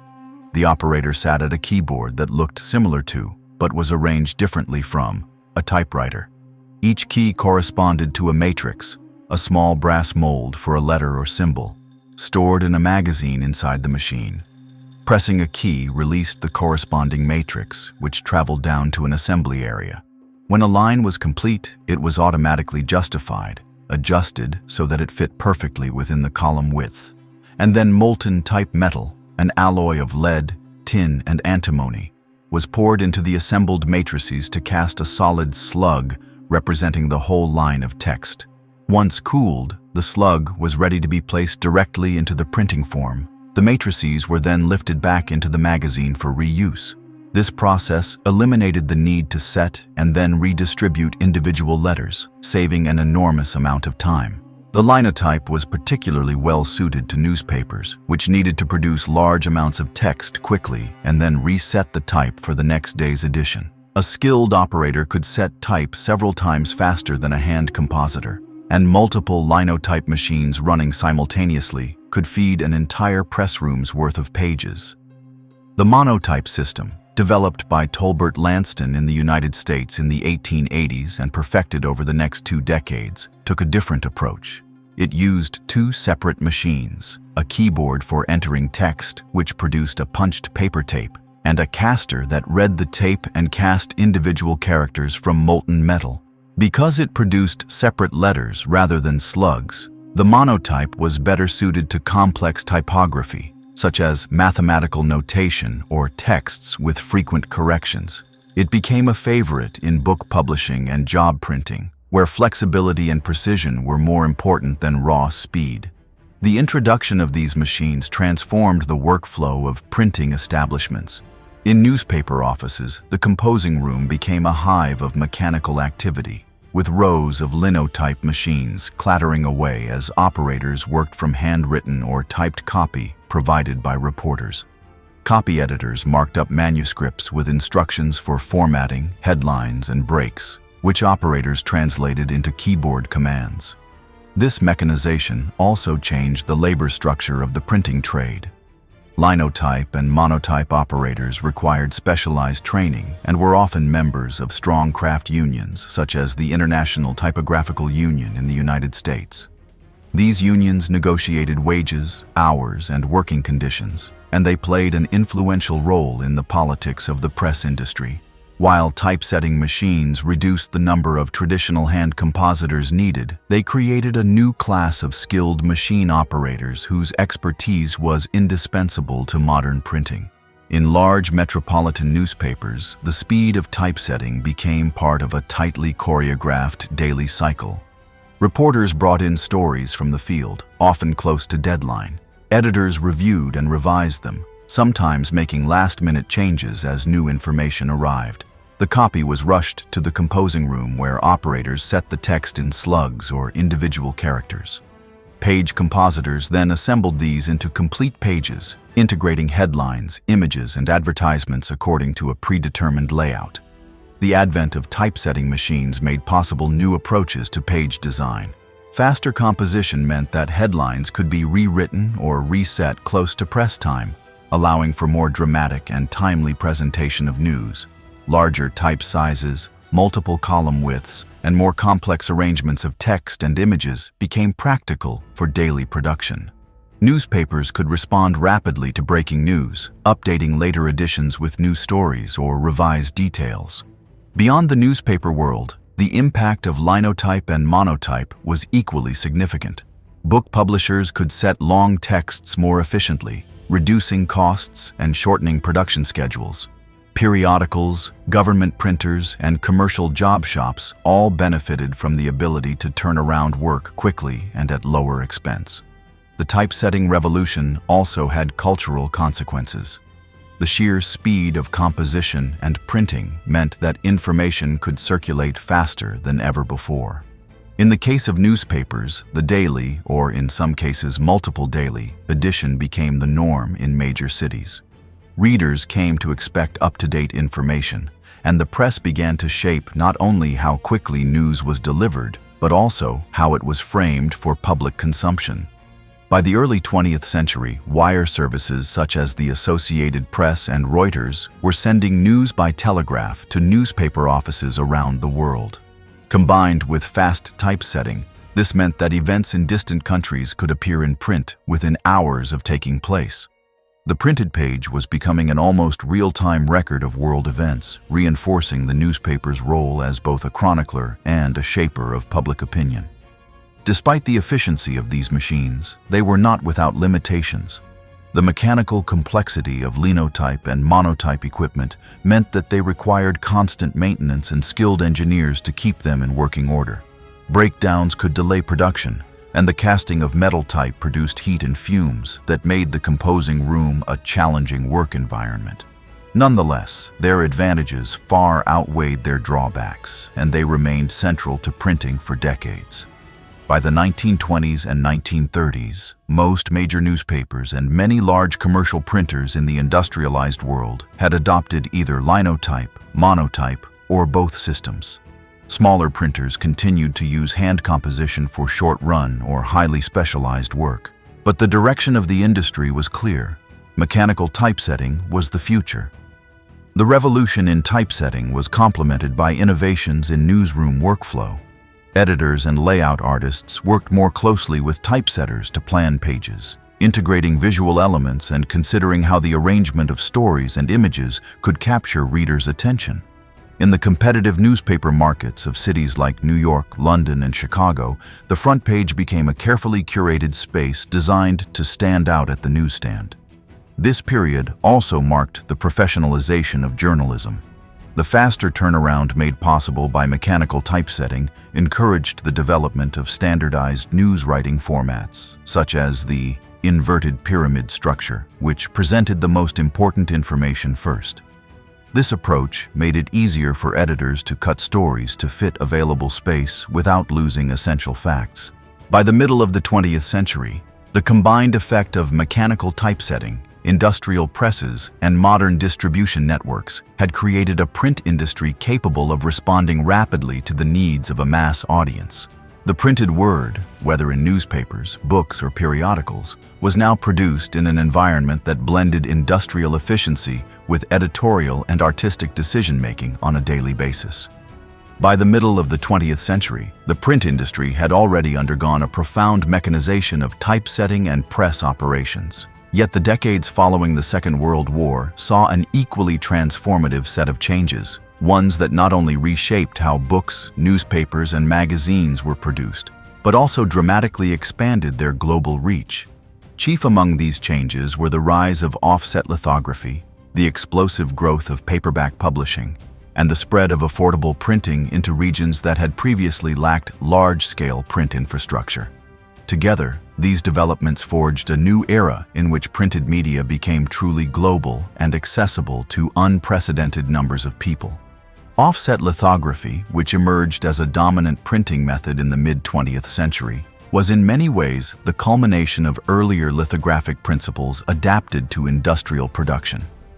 The process relied on printing plates, usually made from aluminum, onto which the image or text was transferred photographically.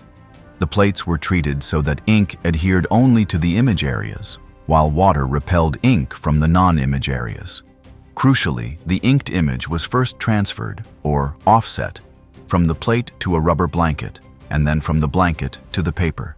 This indirect transfer allowed for sharper results, less wear on the plates, and the ability to print on a wider variety of paper surfaces. Offset printing quickly proved more efficient and cost-effective than traditional letterpress for many types of jobs, especially those involving images. It could handle both text and photographs with ease, making it ideal for magazines, illustrated books, and newspapers. The speed of plate production, combined with the ability to make photographic negatives of entire page layouts, reduced setup times dramatically. In many cases, publishers could go from finished layout to printed sheets in less than a day. Newspapers were among the earliest and most enthusiastic adopters of offset lithography. The process allowed for cleaner reproduction of halftone images and more flexible page design.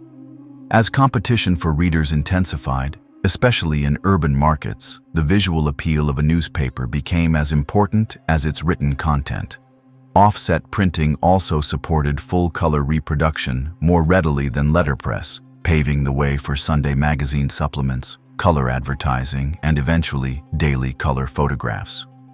While offset lithography revolutionized production in the printing plants, another development was reshaping the way people bought and read books: the paperback revolution. Though paperbacks had existed since the 19th century, they had often been associated with cheap, disposable literature. In the mid-20th century, however, publishers began producing high-quality paperbacks that were both affordable and durable.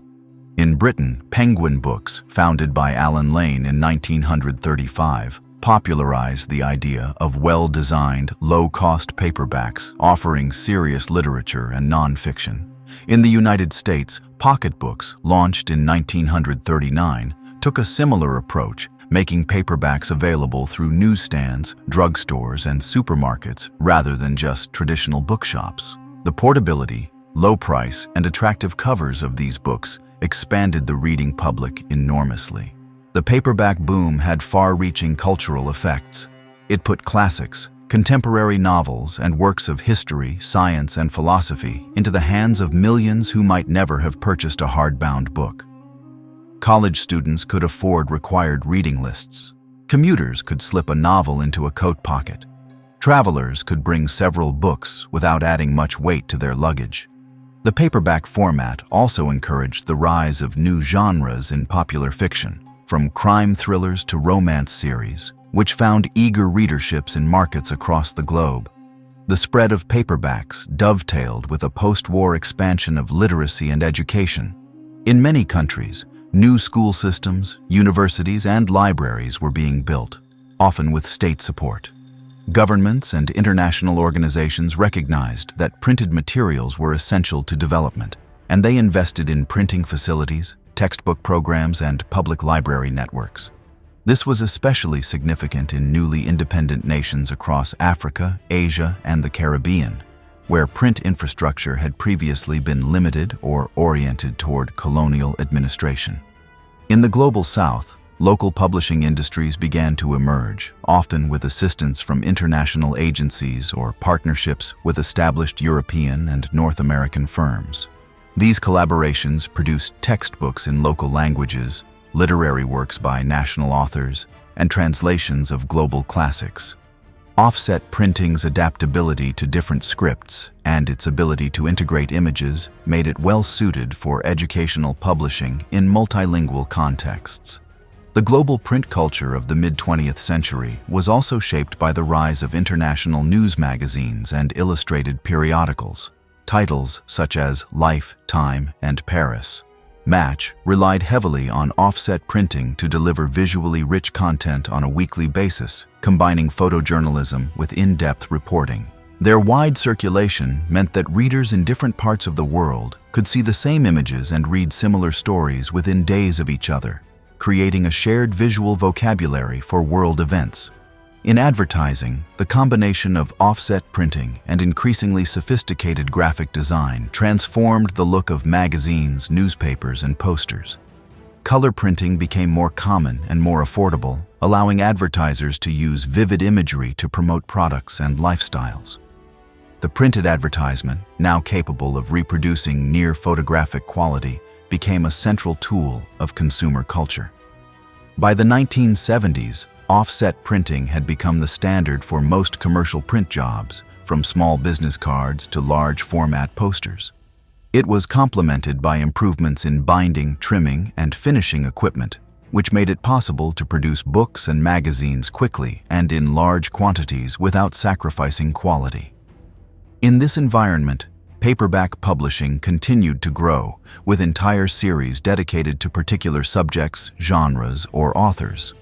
Book clubs and subscription services flourished, delivering curated selections to readers' homes. The globalization of print also meant that cultural exchange through books and periodicals was easier than ever before. Translations of novels, poetry, and academic works circulated widely, sometimes within months of the original publication. International book fairs, such as the Frankfurt Book Fair, became major events for rights trading, introducing authors to readers in distant markets. Print was no longer just a national industry. It was a global network of production, distribution, and consumption. Yet this period also brought challenges. The sheer volume of printed material, combined with the dominance of a few large publishers in certain markets, raised concerns about homogenization and the loss of local voices.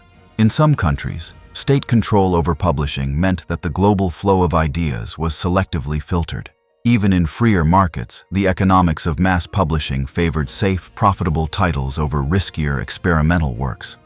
Despite these concerns, the mid-20th century through the 1980s represented a high water mark for the printed word. Books and periodicals were central to education, entertainment, and public discourse in almost every society. Offset printing and the paperback revolution had combined to create a world in which reading was not a privilege of the wealthy, but an ordinary part of daily life for millions. By the closing decades of the 20th century, printing had already been transformed by the speed and quality of offset lithography and the reach of global paperback and periodical publishing. Yet the late 20th century brought another revolution. this time driven by electronic and digital technologies. Typesetting, page design, and even the physical printing process itself shifted from analog, mechanical systems to computer-based workflows. This change altered not only how printed materials were produced, but also who could produce them, lowering barriers for independent creators and opening new possibilities for customization, small batch production, and integration with emerging digital media. The first stage of this transition came with phototypesetting. Introduced in the mid-20th century but perfected in the 1970s and 1980s, phototypesetting replaced metal type with photographic processes. In these systems, characters were stored on film or glass discs and projected through lenses onto light-sensitive paper or film. The exposed paper or film was then developed, producing a high-contrast image of the text that could be pasted up, literally cut and glued, into page layouts. These layouts were photographed again to make printing plates for offset presses. Phototypesetting offered several advantages over hot metal systems such as linotype and monotype. It allowed for a much wider range of typefaces and sizes without the need to physically cast or store metal sorts. It was faster, cleaner, and required less heavy equipment. Most importantly, it could integrate with early computer systems, enabling digital composition and editing before the page was physically assembled. By the 1980s, phototypesetting was merging with desktop computing in ways that would disrupt the entire industry. The introduction of personal computers capable of handling text and graphics, such as the Apple Macintosh, combined with software like Adobe PageMaker, brought page layout directly into the hands of designers and editors. For the first time, one person could compose, design, and output a full page to a laser printer for proofing without the need for a typesetting department. Laser printers themselves, developed in the 1970s and reaching the mass market in the 1980s, used electrostatic processes to create crisp, high-resolution output. This output could be used directly in the paste-up process or, as technology advanced, sent to image setters that produced film or plates for offset printing. The PostScript page description language, developed by Adobe in the mid-1980s, allowed computers to describe precisely how text and graphics should be rendered, enabling "what you see is what you get" design for the first time in print production. These changes democratized publishing. Small businesses, community organizations, and independent authors could now produce professional-looking newsletters, brochures, and even books without the capital investment previously required. The rise of desktop publishing coincided with a surge in alternative and niche periodicals, many serving specialized audiences that mainstream publishers overlooked. By the late 1990s, fully digital workflows had become the norm in much of the printing industry. Pages were composed on screen, proofed digitally, and output directly to plates in a process known as computer-to-plate (CTP) imaging. This eliminated the intermediate steps of film production and paste-up, speeding the process and reducing potential errors. The entire cycle from manuscript to printed sheet could now be completed in days rather than weeks. Meanwhile, the printing process itself was being reshaped by digital technologies. While offset lithography remained the standard for high-volume production, digital presses capable of printing directly from electronic files began to emerge in the 1990s. These machines, using technologies such as inkjet and laser printing on an industrial scale, were slower than offset for large runs but offered a decisive advantage for short runs and on-demand printing. Print-on-demand, POD, represented a fundamental shift in the economics of publishing. Traditionally, books were printed in large batches to achieve economies of scale, with unsold copies often warehoused or destroyed. POD allowed publishers to produce a single copy or a handful of copies only when there was an order. This reduced financial risk, made it possible to keep titles in print indefinitely, and allowed independent authors to bypass traditional distribution channels entirely. Companies such as Lightning Source and later Amazon's Kindle Direct Publishing built entire business models around POD, enabling a vast expansion of available titles, many of which served highly specialized or local audiences. The integration of digital printing with online sales platforms transformed the reach and scope of the printed word. A reader in one country could order a book from a small publisher on the other side of the world and receive it within days, printed at a facility close to their location. This decentralization of printing mirrored larger trends in global commerce and communications, in which digital networks connected production and consumption in real time. The shift to digital production also affected newspapers and magazines. By the early 21st century, most publications were designed entirely in digital form, with the same files feeding both print and online editions. Digital tools allowed for rapid redesigns, integration of photography and infographics, and, increasingly, the use of full-color printing even in daily newspapers.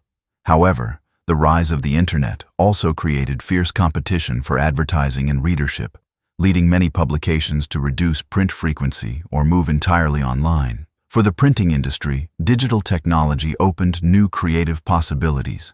Variable data printing, for example, allowed each printed copy to carry unique text or images, useful for personalized marketing, individualized textbooks, or custom photo books. Short-run art books, family histories, and local newspapers could be produced affordably without sacrificing quality. Globally, the digital printing revolution intersected with the spread of affordable computing and internet access. In regions where large-scale offset printing infrastructure was scarce, digital presses provided a way to produce books, newspapers, and educational materials locally, reducing dependence on imported print.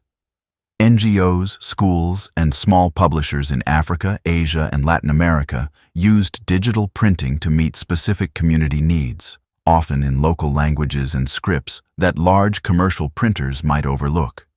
Despite the flexibility and speed of digital printing, offset lithography has remained competitive for large print runs due to its lower per-unit cost at scale and its ability to produce very high-quality results. Many commercial printers operate hybrid facilities, using offset for mass-market jobs and digital presses for short runs or specialized work.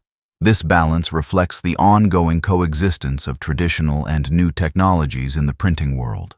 The transition from phototypesetting to digital and on-demand printing was not without challenges. The rapid shift to computer-based production disrupted traditional print trades, displacing many skilled workers in typesetting, paste-up, and film production. New skills in digital design, color management, and workflow integration became essential, and the industry faced the need to train or replace much of its workforce. In cultural terms, the digital era of printing has blurred the boundaries between print and digital media. A book may be produced as both a printed volume and an e-book from the same source files. A magazine might publish stories online before they appear in print. A marketing campaign might integrate print mailers with personalized URLs and QR codes linking to online content. The printed page has become one part of a broader media ecosystem. As of the early 21st century, the printed word remains deeply embedded in daily life, even as screens dominate much of our information consumption. Digital printing technologies have ensured that print is no longer constrained by the economics of large-scale production, allowing it to serve both mass markets and the smallest of niches. The story of the printing press, which began with painstaking manual labor in 15th century Mainz, now continues in an era where a single copy of a book can be printed and shipped anywhere in the world in a matter of days, fulfilling the ancient promise of the press to make knowledge, stories, and ideas available whenever and wherever they are needed.